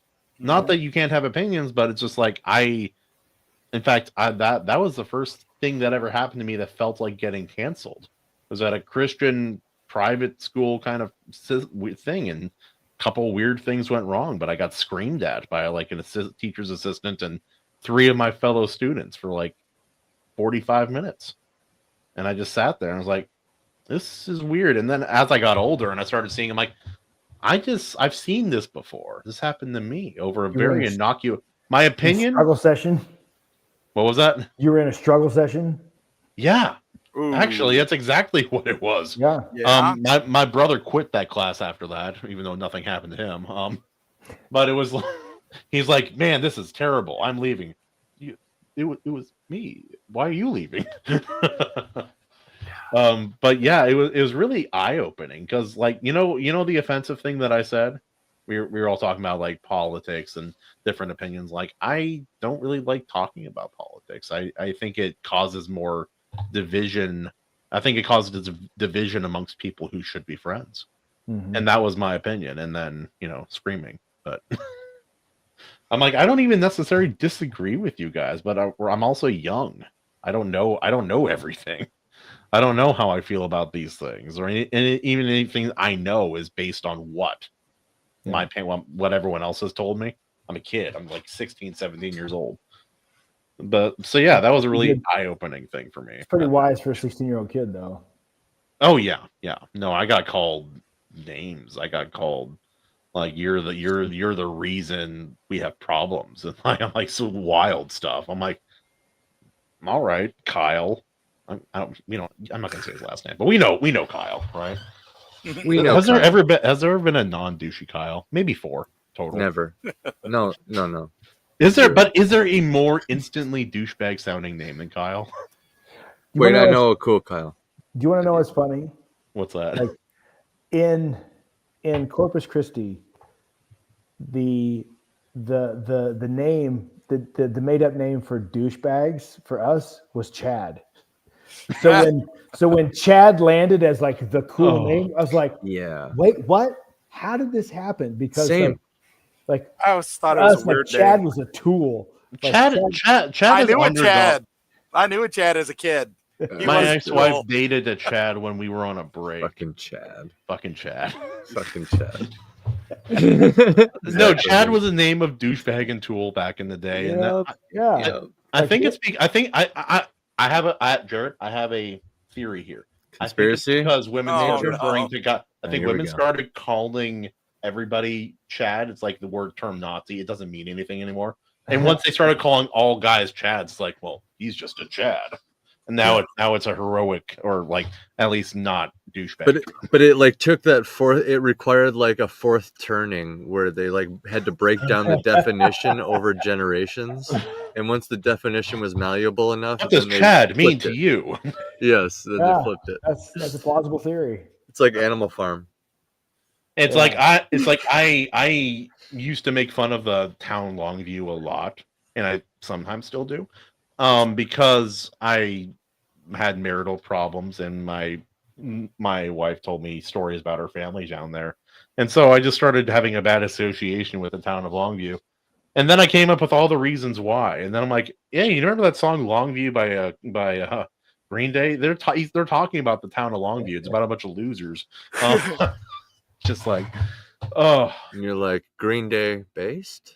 Green Day is weird sometimes, like, because I like some of their music, but I guess it's like anything else. It's like, oh, it's like, man, it's like I can say Tom Cruise is a great actor while admitting he's kind of a loon. I can do that. I'm comfortable with that. All right, we got to cut MD loose. Yeah, I gotta go. Bye. I really enjoyed chatting with you guys. Nice to meet you. But I see Corpus Christian. What is your name? Just so my first name's Jared. Jared. Well, it was great to meet you finally. You too. I remember when you first showed up on Drink with Crazy. So I Good to meet Way and back. talk with you. Kahuna, my God, I can't get rid of you. I'm Hey, like it's that been good to disease. see I you pop up every couple of months. Yeah, Oh, but we God. squeeze you and it goes away rapidly. It pops and goes away. Oh my gosh. That was another sharp comeback from MD, dude. He's got these sharp comebacks tonight. I got nothing for Little that. zingers. MD got a Neuralink off screen since the last time I hung out with him or I something. just He's got my like a Neuralink. Tylenol bottle. There it is. Yep. He's got his Tylenol. We present to the tism. It will get Yes. all of you. Hey, You will not escape. Weaponized my tism. brain's on the tism. It'll catch you. It'll catch you. Pilotism. All right. All right, See All you, right, MD. guys. Say hi Thanks for to your having me on. lovely wife. I will, and she will see you soon. Speaking of Kahuna. which, she will be our guest in a couple of weeks as well. And next week Oh, we'll you're have the gonna have Lord fun. Otter himself. Oh, very cool. Yes, the Lord. Have fun with Bam. She's looking forward to it. I've been trying to get her on panels and it's not going well. So you guys getting her is a big coup. So We will bully Huge. her onto the panel. That was always the plan. do Yep. so at your own peril. All I've right. been beaten by women before, but never mind. Let's go.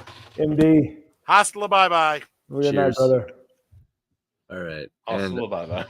That We're- dude's we're- so rad. where are we at, boys? Crispin, you said the movie floated, right? Yeah. Okay. We're all in This feels like the consensus on evolution of hair over Pokemon generations. that.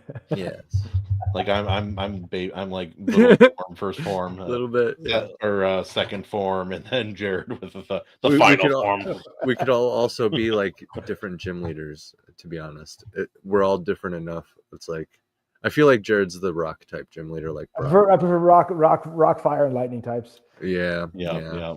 I might have guessed steel also, but I would have been wrong. But anyway, I am Anyway. from the gym of soft, all soft Pokemon from here. I see Jigglypuffs all day, huh? You son of a bitch! How dare you? How dare you, AC? How dare? How dare? What movie did you get a chance to talk to the Lord about? What movie? I mentioned it already, but the new Nosferatu. That's our film, That's right. and he hasn't seen it, so I convinced him. Oh, nice. Oh, it's okay. There's some genuine moments in that movie, guys. So, Jared, for example, if you have anybody that's faint of heart with certain things, like there's one scene in particular. We're at the end of the stream here, wrapping up. We can talk pretty frankly here. Yeah. There's one scene in particular. I just as a father, it's Nosferatu. Oh, yeah. Oh, Yeah. jeez, dude, that was rough. So yeah. There's like he gets one of the kids, right? Yeah. So and it's they show just enough where you just like It's you horrible. just feel sick. You just feel sick. You're like, that was It's a little not- too realistic. It's not like a Saw film. It's not like No. not gore. It's not porn Saw. at any No, point. no, it's artsy for sure. No. But yeah, that movie is really good. I'm really excited to talk about it. Actually, Yeah. So just any sensitive dispositions. I'm gonna probably warn my wife about that too. Watch it with your in kids. advance. But they even recreated like that Nosferatu hand reaching over the city. The shadow of the city. the cinematography, the sound So- design. Yeah. Mm. It's very, very it's art. Yep. You sound like such a douchebag New York art critic when you say that, but it is art. It is, and it's a home. really good. It's an homage to like original noir, which Nosferatu. Also, surprise nudity. I didn't. You know that's the right. exact scene I'm I talking think so. about, Yeah, AC. yeah. I think so. Yeah. Yeah. I was like, what? For men. I'm basically. Yeah. Yeah. Dong. I think was It there hits some you out dong? of right out of nowhere. Like Yeah, there's no surprise dong. warning. Yeah. You get that with these modern types. You're watching this movie, and then all of a sudden you're just like, what was that? Whoa, pff, random dong. Yeah. No, so I've seen it already. I already like it.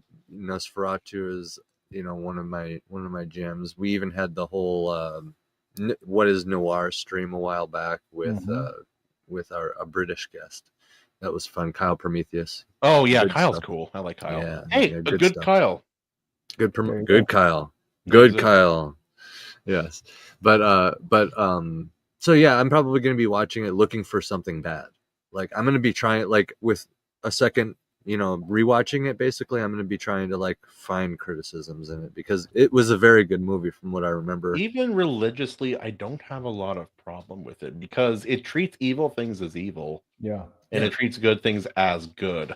I don't know how I feel about a couple of things in that regard, but like the movie itself does treat it, Mm-hmm. which is rare because Christianity is always vilified in modern media. It's tricky, yeah. Always. And I believe the lore of a Nosferatu is he's essentially a vampire demon that manifests after a time of like great suffering and like disease and plague and stuff, which in this instance would have been World War One. World War One happens, and then you get a Nosferatu rising up in the wake of it. Is kind of why it's set around that time too. There's reasons for it's all actually this. said a bit older than that. No, it's older than that. Yeah, it's Even older in like 1800s. 1800s. Yeah, Yeah. Ooh, might be like Napoleon shit then. it's like Victorian-ish era. Yeah. That's right.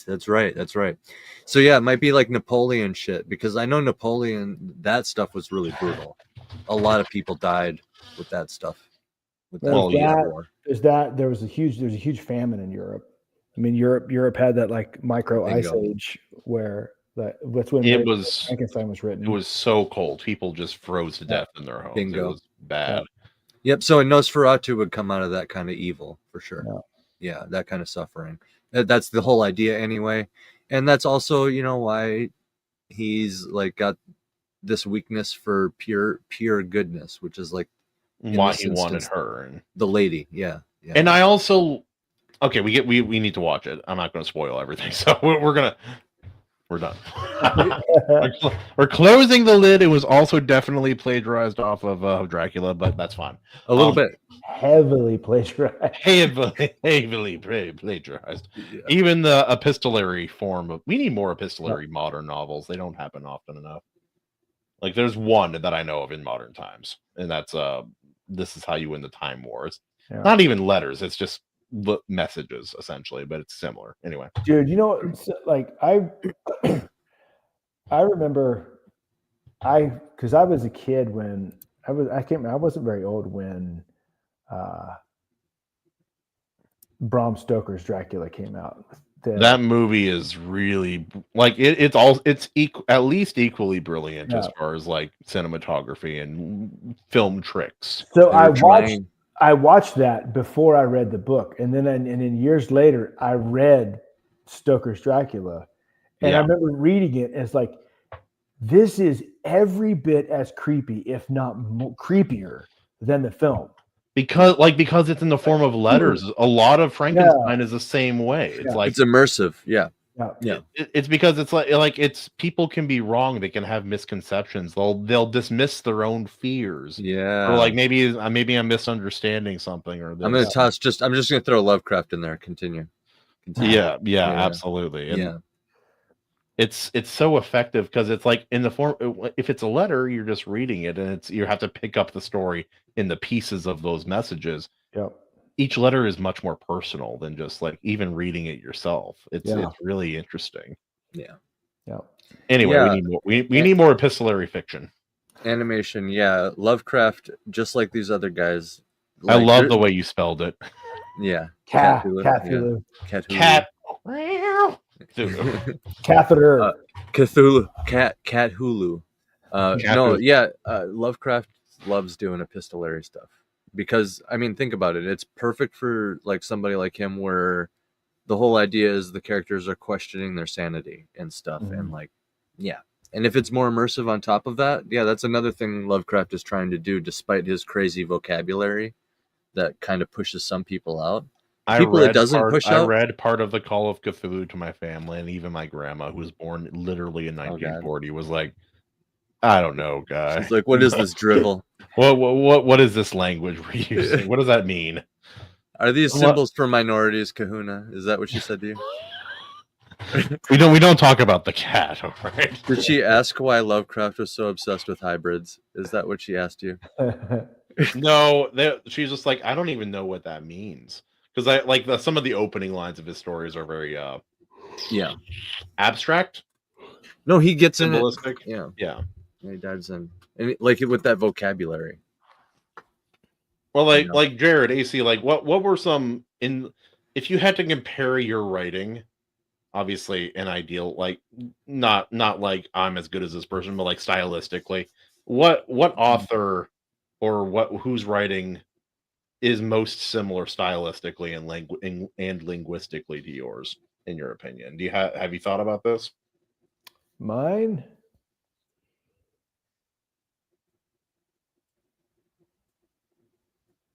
Do you need time to think, Jared? Yeah, go ahead, AC. Okay. So I go out of my way to do more like kind of like a biblical tone, but not as like cut and dry biblical, and that's not even the right adjective to use, but it conveys the grandiose,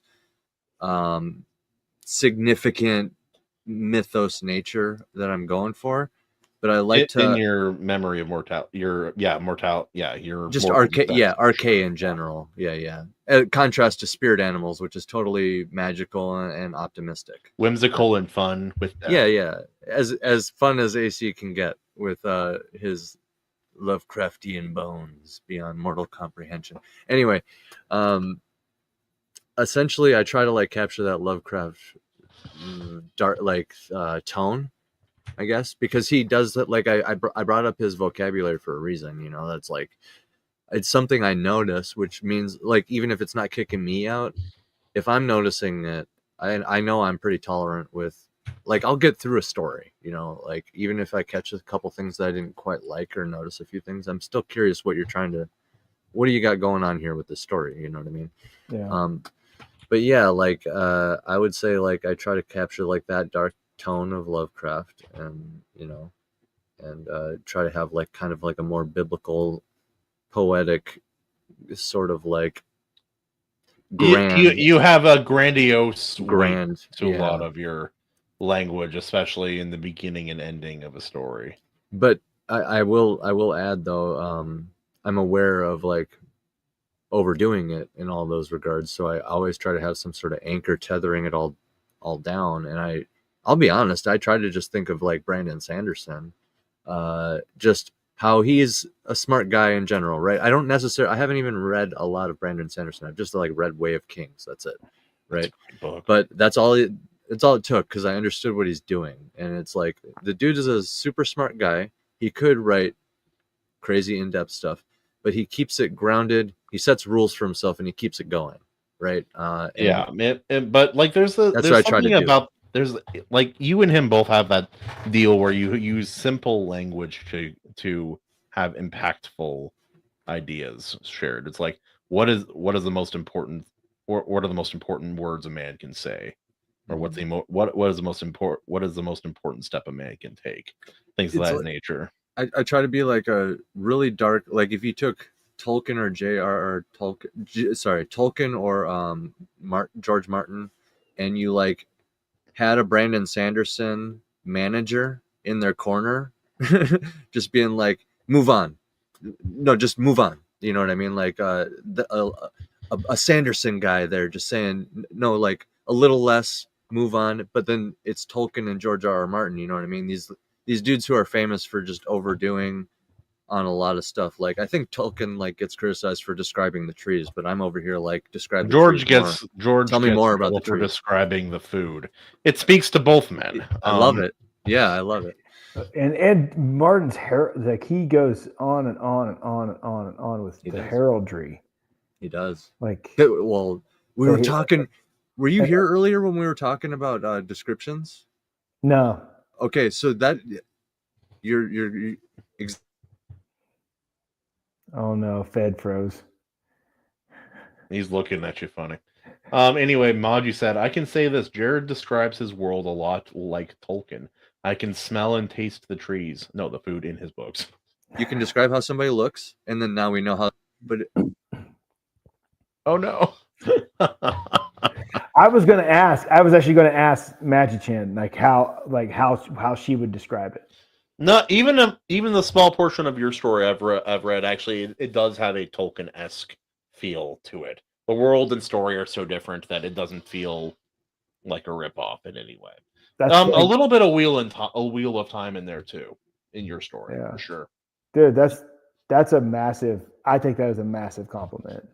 Yeah, no, for I sure. really do. That's because like, I never, I wanted because like the thing is like I have so much reverence for the poetry that Tolkien writes in one sentence. Like Yeah. there's so much poetic language in his prose, and it's like I can't do that because I'm not Tolkien, and I want to do that with my voice and the voices of my characters because like it's just beautiful. Like it's beautiful, and like people like and it's not for everybody, and I don't think everybody has to like it. But to me like a huge part of Tolkien's genius is the poetry of his prose, and like Yeah, 100%. and so like I've always appreciated that and really respected that.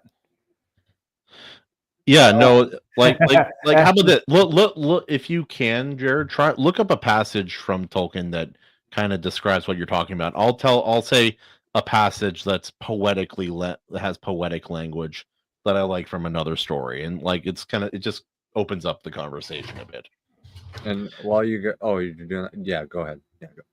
Sorry. It's like everyone tells a story about themselves inside their own head, always, all of the time. The story that makes you what you are. We build ourselves out of that story. Words are pale shadows of forgotten names. As names have power, words have power. Words can light the fires in the minds of men. And that's just a couple snippets from a book I enjoy. But I kind of vacillate. I like a little bit of purpley prose language when it's poetic, biblical, or interesting. But I have something that I like even better in books I read, and that's brutal philosophy. It's like Robert E. Howard. He's the expert. No one does it better than him. I need to read more Howard. Howard's the dude. He is like even like H.P. Lovecraft described him as the best. Like he said, there's no author or there's no writer on earth who is better at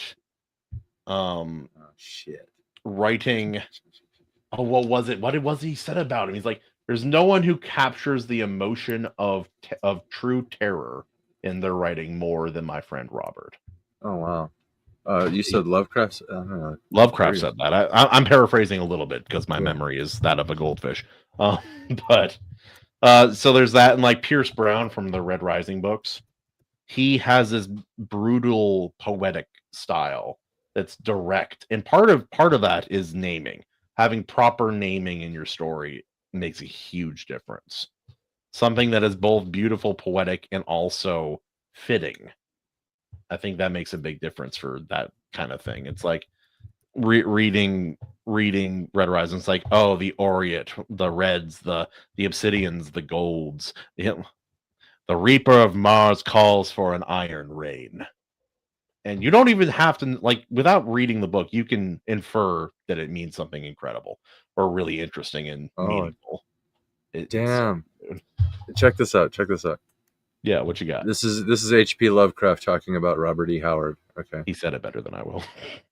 Howard's Conan stories are weirdly powerful. There's a gusty vitality to them, a real sense of primal force. His imagination sweeps across eons, conjuring worlds within a vividness few can match. And then he says, Howard's mind is a dynamo of raw creation. His barbarian yarns, like Conan, brim with a rugged splendor, though I confess his romanticizing of the savage gives me pause. Oh, Lovecraft. You can't take him anywhere. You can't take him anywhere. Every time we go out to eat, every time. Anyway. Oh yeah, he ends it. He's like, he sees nobility where I see chaos. H.P. Lovecraft. But he's like praising Robert E. Howard. Yeah, no, they were good friends. Yeah. There's people have published the letters they wrote to each other, which feels very invasive to read, but it was really interesting to read. Also. Dude, it always does. Dude, yeah. It's like I'm reading something I maybe shouldn't be reading. It's just Probably really- didn't want people to read this, maybe? I don't know. For sure, it was letters to a friend. It's not published. It's just like sharing thoughts. Also, Maoji-chan talking about her book is really good. The Ritual of Three Kings. Oh yeah, nope, that's talking about your book. Yeah. And then, oh yeah, her description of Reese in her book is definitely not Royce. It's just Reese. It was truly remarkable how unbelievably unremarkable he was. I did really like that description. I remember reading Maji's book in early stages before I was a character. Before I was an evil water spirit in her book. I remember that. That's awesome. It's I'm a great. character. Yeah. And I think that's that what she talked about that scene from my book. It's like it's not. It is. What I try not to do. What I try to do is tell a story with like Tolkien's sensibilities and his values, where like because he and I have a shared set of values for a large part, but just because of our Christian faith, and at the same time, I do my best not to shy away from anything, and like and You don't have to be explicit, but you don't want to pretend it didn't happen or pretend it wasn't as bad as it was. So the part she's talking about right there, it's not even a war. It's like this. It's these three kings. It's these three kings that form one united kingdom, and it's the ceremony of their reconfirmation. But that ceremony culminates in a rite of pain and blood. That they have to that they voluntarily undergo every 5 years, and like I was just very. I didn't shy away from it. I didn't try to make it. I didn't Disneyfy it. Yeah. My favorite from Lord of the Rings this like I don't know. It's for my money, like this is one of the best, and maybe because it's the context, but it's like this is one of my favorite things that's ever been written by a human being. That's not in the Bible. It's like, and then it seemed to him that as in his dream in the house of Bombadil, the gray rain curtain turned all to silver glass and was rolled back, and he beheld white shores and beyond them a far green country under a swift sunrise. It's like, shut your mouth. You disrespect that a man who can write that, then I have no use for you. What scene was that? I'm there too. Yeah, Was the whole thing. There's so many lines in even the simple ones, like Sam's speech is great. Aragorn has some great speeches in the books. Yeah.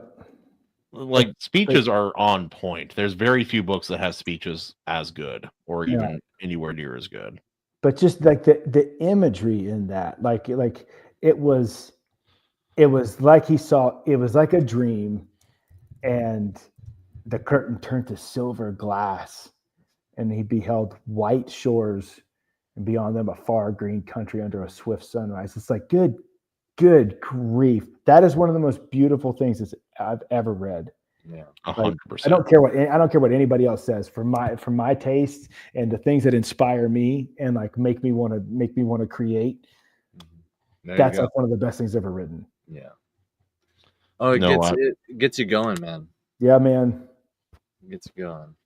No, I agree, and yeah, man, that's what I'm trying to. It's like hard to like express trying to capture that epic feeling without like referring to Tolkien, because it really is like just such a great example of like just poetically carrying on with the story and giving enough detail.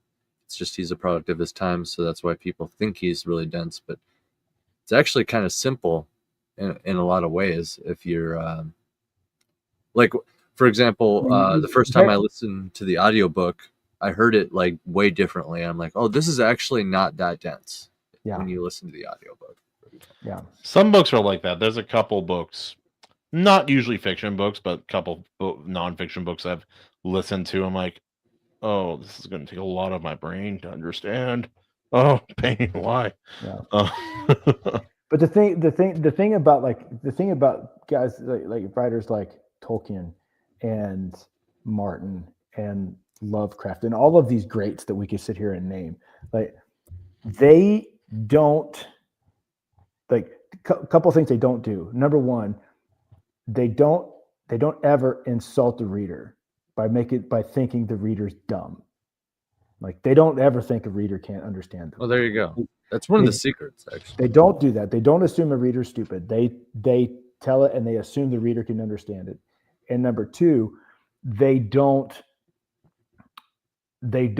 write what they think a reader wants to read. Yeah. They write their story. And like that's what I try to do.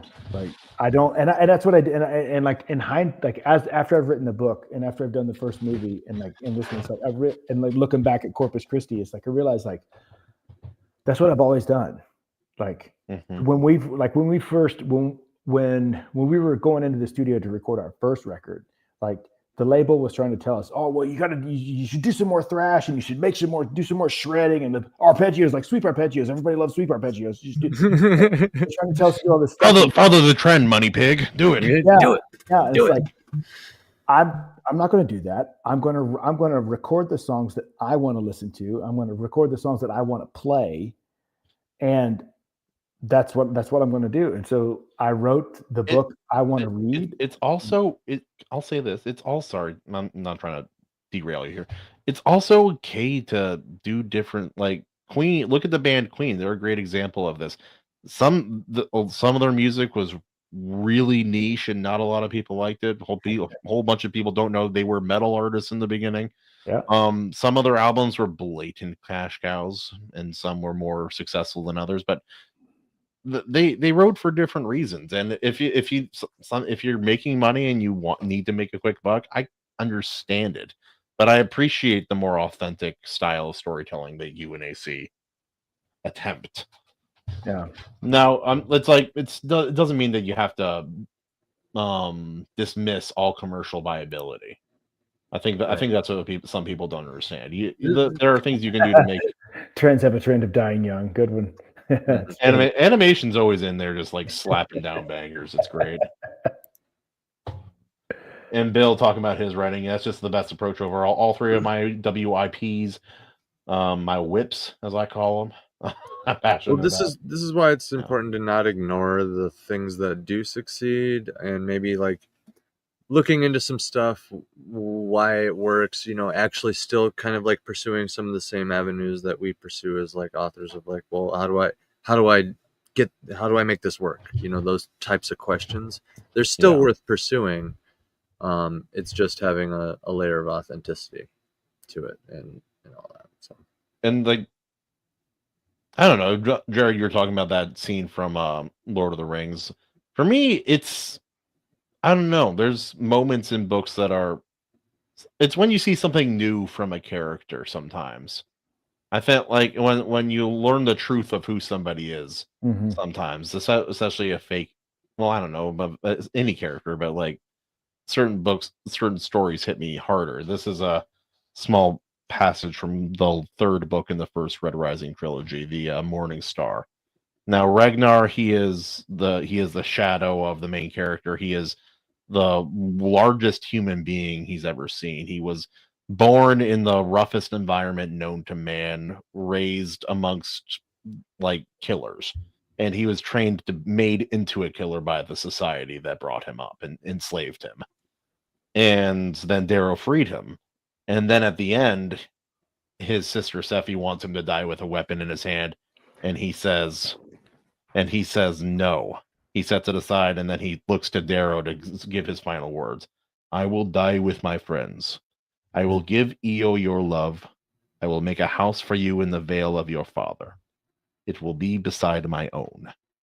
Join me there when you die. But I am no builder. So take your time. We will wait.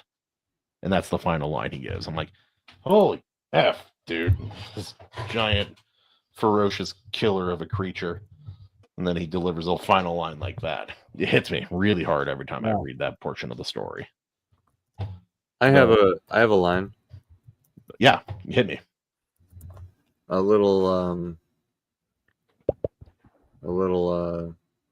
juxtaposition, but it's like a very quick line. It's the opener to The Martian, the book The Martian. Oh, okay. Yeah, it's just I'm pretty much fucked. That's the opener. That's how he starts the book. There's some really interesting opening lines out there. I love openers, dude. I love You know who? Go ahead. I was gonna say Book Fox. I think no, it wasn't Book Fox. Who was it? It was some. Oh, dang it! It's one other guy that I don't actually follow, but I watched one of his videos this week, and he had done this analysis on like 100 opening lines across all these bestsellers from the last like 50 years, 100 years. And then it was just like analyzing like what all they had in common. But some of the ones he's reading, like I didn't know them. And I was like, oh, it's such a good opening line. Gee, Merry Christmas. It's like so much, doing so much. And I love that, like that economy of language that some people do. It's why like again, that talking the economy of language, we're talking Howard. That's the guy. Yeah. Oh That's yeah. right. I try to load a Chekhov's gun with every opening line, and I've actually been obsessing about this so much over time since I started getting back into prose writing that I'm trying to get it into every opening line. So it started off as just like the opening line, foreshadow a bunch of stuff. Then it was like, what if I did this for every chapter? And then now I'm like, what if I did this for every scene? And then it's gonna just get out of control. I can already tell. But it's something I literally keep in mind. Katie looks in the room. Are you okay, honey? I need more Chekhovs. I need to squeeze a couple more bullets in there. Yeah. But like, another good example. It's just famous. 1984. It was a bright, cold day in April, and the clocks were striking 13. A lot of heavy lifting there, and you could even do some foreshadowing in some way there. Stephen King had such a killer opening line for one of his books, the first book in the Dark Tower series, Gunslinger. Oh yeah, dude. The man in black fled across the desert, and the gunslinger followed. Oh yeah. It's so simple. It's so badass, and it is true at every point in the entire story. It is true. It is a through line that is true the entire time you're in the story. Yeah, it's an encapsulation of the entire story right there for opening. That book made me feel like I'd taken like 16 edibles when I was so the stories. So it was trippy, dude. It was weird. That's what I'm fucking talking about, guys. Like, okay, so as much of a douchebag as Stephen King is, he did something pretty cool right there, right? Where he told you the entire story. Good guy. In one line. Here's the story. Okay, you want to continue reading? Let's go. All right. So yeah, it's perfect. Yeah, it's so irritatingly good. And that's what I'm trying to do. Something along those lines. Not like be like Stephen King, but just like I said before, deliver a Chekhov's gun in some way. And he kind of did, I don't know, like a shotgun slug version of that, where it's like, here's the whole story, goof, instead of like a detail. Yeah. But anyway, guys, you wanna wrap this bad boy up? How you thinking? What are you feeling? Yeah, you guys have been here a long time, yeah. So he's like, I just got here, but well, I know you got a family and stuff too. Yeah. I don't know how late it is or what's going on. I got one last final line. I'll get it. Go for it. Opening line from Brandon Sanderson's The Way of Kings. That Zeth, Sun Villano, truthless of Shinovar, wore white on the day he was to kill a king. Yeah. Yeah, it's doing some heavy. That one is good too because that makes you ask questions. Mm-hmm. Like, why is he truthless? Why does he wear white? There can be kill the king. There's multiple Chekhov's guns going on there too, because like, okay, you could elaborate on that. It's been a while since I've like dove into that universe, but like, yeah, just on its face with that information, you could have the color white be relevant in a huge way later on. That's kind of like revealed. Maybe it means something when somebody wears white, other than the obvious things that we know in real life. That kind of, I don't think purity is it. well, right, but like, It I don't could know, be. like, okay, like, so example, karate, black belt is the highest honor. Like, what if some sort of really high honor or special honor or sacrificial honor, martyr honor, or like weird title is tied to the color white, and wearing it with whatever this character that's going to kill a king Yeah. is, you know, this kind of Yep. stuff. Yeah. And it can be revealed in a big way.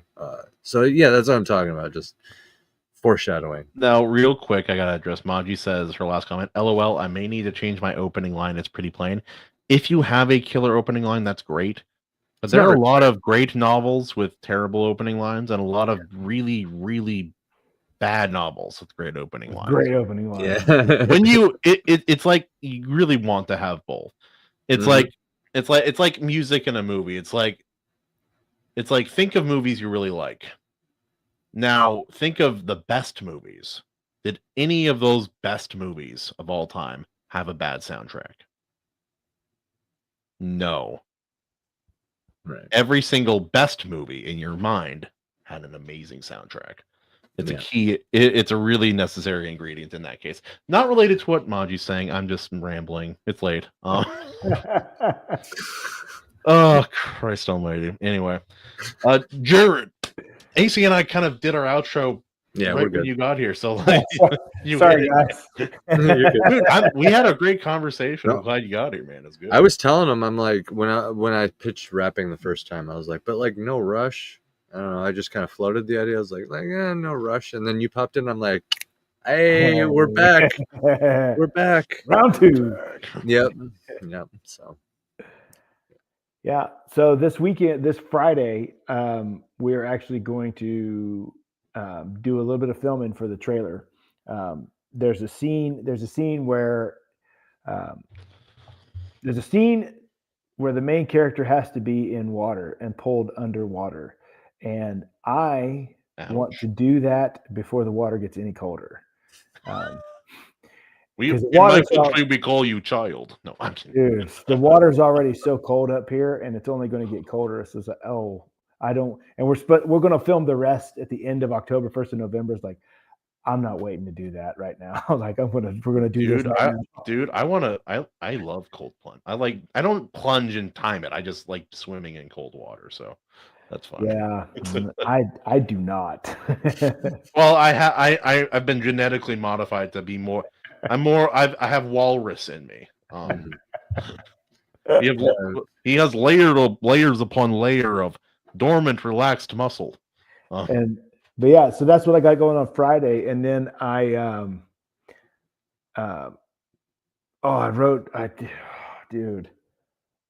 wrote a scene in the film for this new one.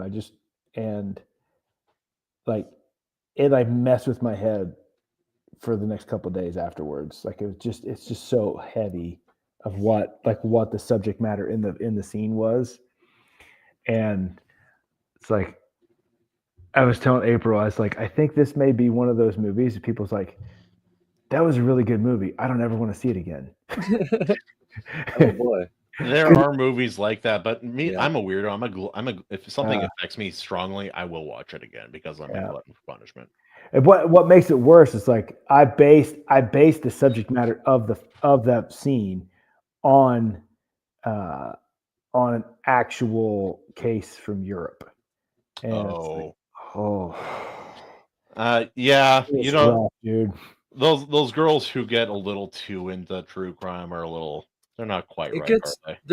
There's like a meter, there's like a threshold, it's like, okay, too much true crime there. I think part of it is that they're curious about things that are dangerous, and they've never experienced real violence or seen what violence really looks like in a close-up personal way.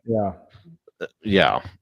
Or and the thing is, like, the scene is like it's a dialogue scene, but it is one character. It's a new character to this part of the film because we're like immediately pre third act here, and so it's a new character, but he's connecting dots for the two detectives from another case, and as he's doing that, as he's describing it, it's like, oh dude, just so it's like, I don't know. We'll see what Daniel thinks of it. It may be too much, but like I threw it in there. I was like, man, this is.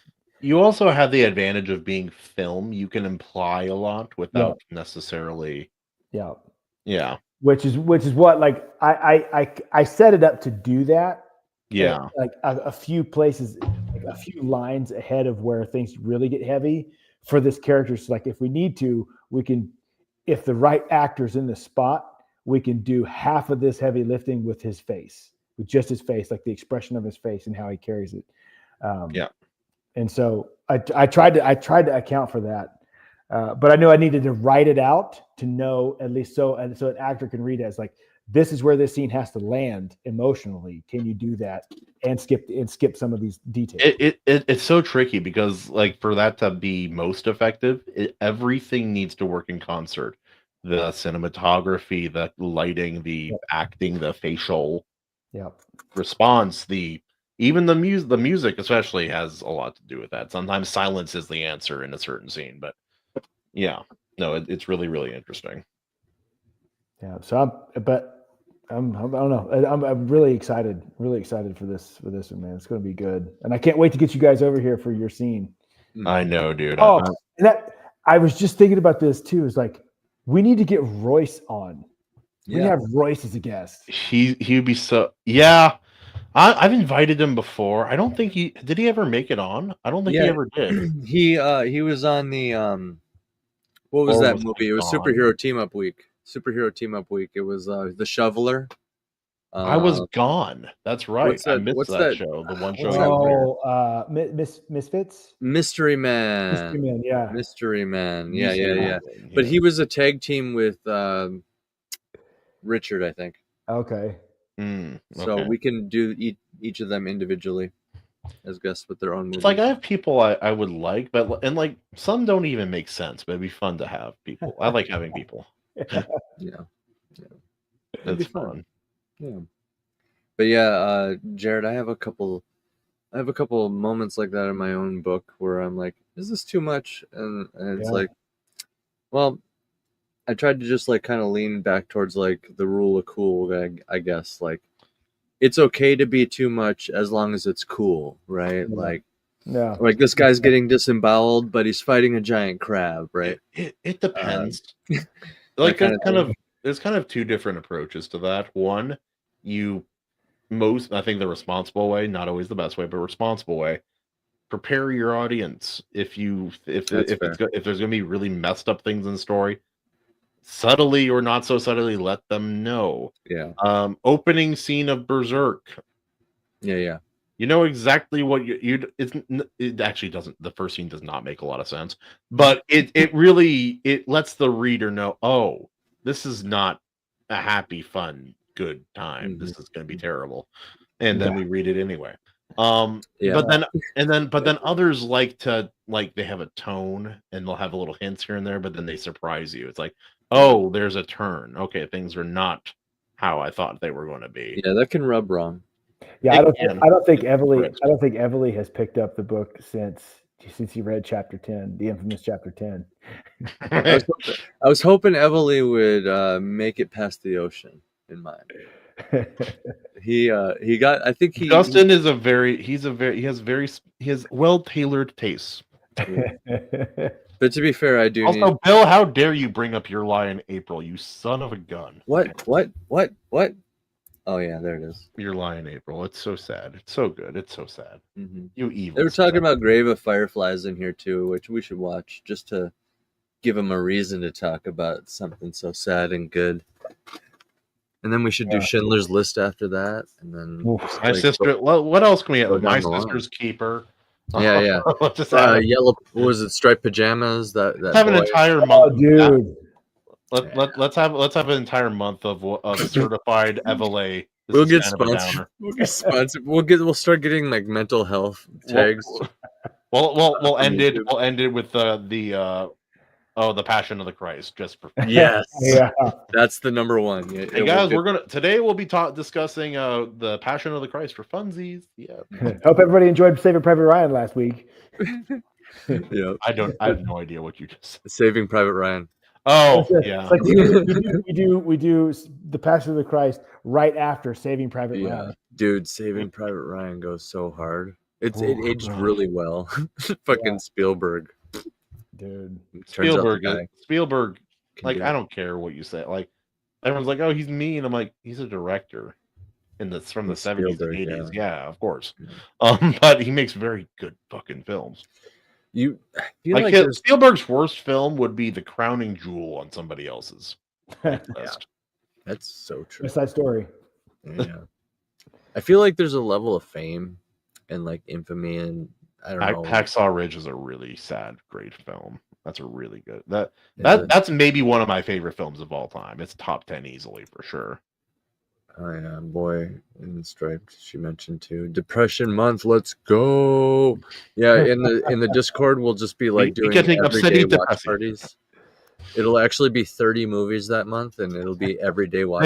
Every parties. single one of them will be depressing and sad. Yes, yeah. Like what's that other one? Dead Poet Society. Is that what it's called? I Oh, haven't actually seen dude. it. I've seen scenes, but I haven't seen the whole film. That movie's so good, dude. There's like a Robin I've heard Williams that. one too. That's really Robin depressing. Williams is Dead Poet Society. Is that okay? And then there's like there's multiple Robin Williams that are depressing. Then No, Maji Sada Freedom isn't depressing. It's very, very hard to watch. And we I'm would not open with that one. sensitive. That would be like a good opening act for Depression Month. But Yeah, like, it all no has one to would lead ever up- come back. It all has to lead up to Christ, man. Because then, Like at least there's some hope. You guys are parents. Was it easy watching that movie? I haven't seen No, we took a break. We like Jared, you should watch it. It's good. There's never been a film like it. Yeah. It'll make you uncomfortable. no, it's Good. aged well too with like all the ice stuff, Yeah. all the icy stuff that they're uncovering. But yeah, dude, Depression Month sounds better and better as as we go. Like we There are already these like really good movies that are just hard, dude. yeah. That's all there is to it. and we Entire tend to- month of certifiable, kind of a downer. Yeah. Now it kind of actually makes me want to get like a guest who's like their thing is like really sad stuff. Something like Mhm. really sad. Like they right? wake up every morning crawling in. Yeah, exactly. Yeah, if we could get just the saddest musician. Oh, Oh my god. All Yeah, that. yeah.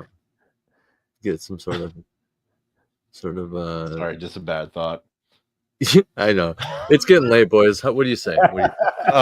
No, I just like it. It's not untrue. It just is Okay. kind of effed up in some ways. It's like when a mentally Mega down in challenged December. singer who sings about depressing and bad mental states passes by his own hand. Elliott Smith. It adds weight to that music that maybe wouldn't have been there as much before. And that's not a good thing, but it's true. And the thought just struck me. That's all. Yeah. And I don't even have to be specific because there's so many musicians where that's been the case. But all right, I'm ready if you boys are. Yeah, man. Mega Downer December. Yeah, look You at heard it, Alan. in like 20 seconds will be exactly 4 hours. Oh yeah. Hell yeah. That's Wait, I'm one of the longest- gonna try to time this. Dump it on the floor. We might as well. You got 30 seconds. Ladies and gentlemen. Oh yeah, here. Thank you for joining us for one of the longest sessions of the Iron Seas. Join us next Tuesday at 6:30 PST, the Lord's time. We will be with the guest, the Lord Otter. We will be discussing the brand new Nosferatu. I am an appetite. Woo!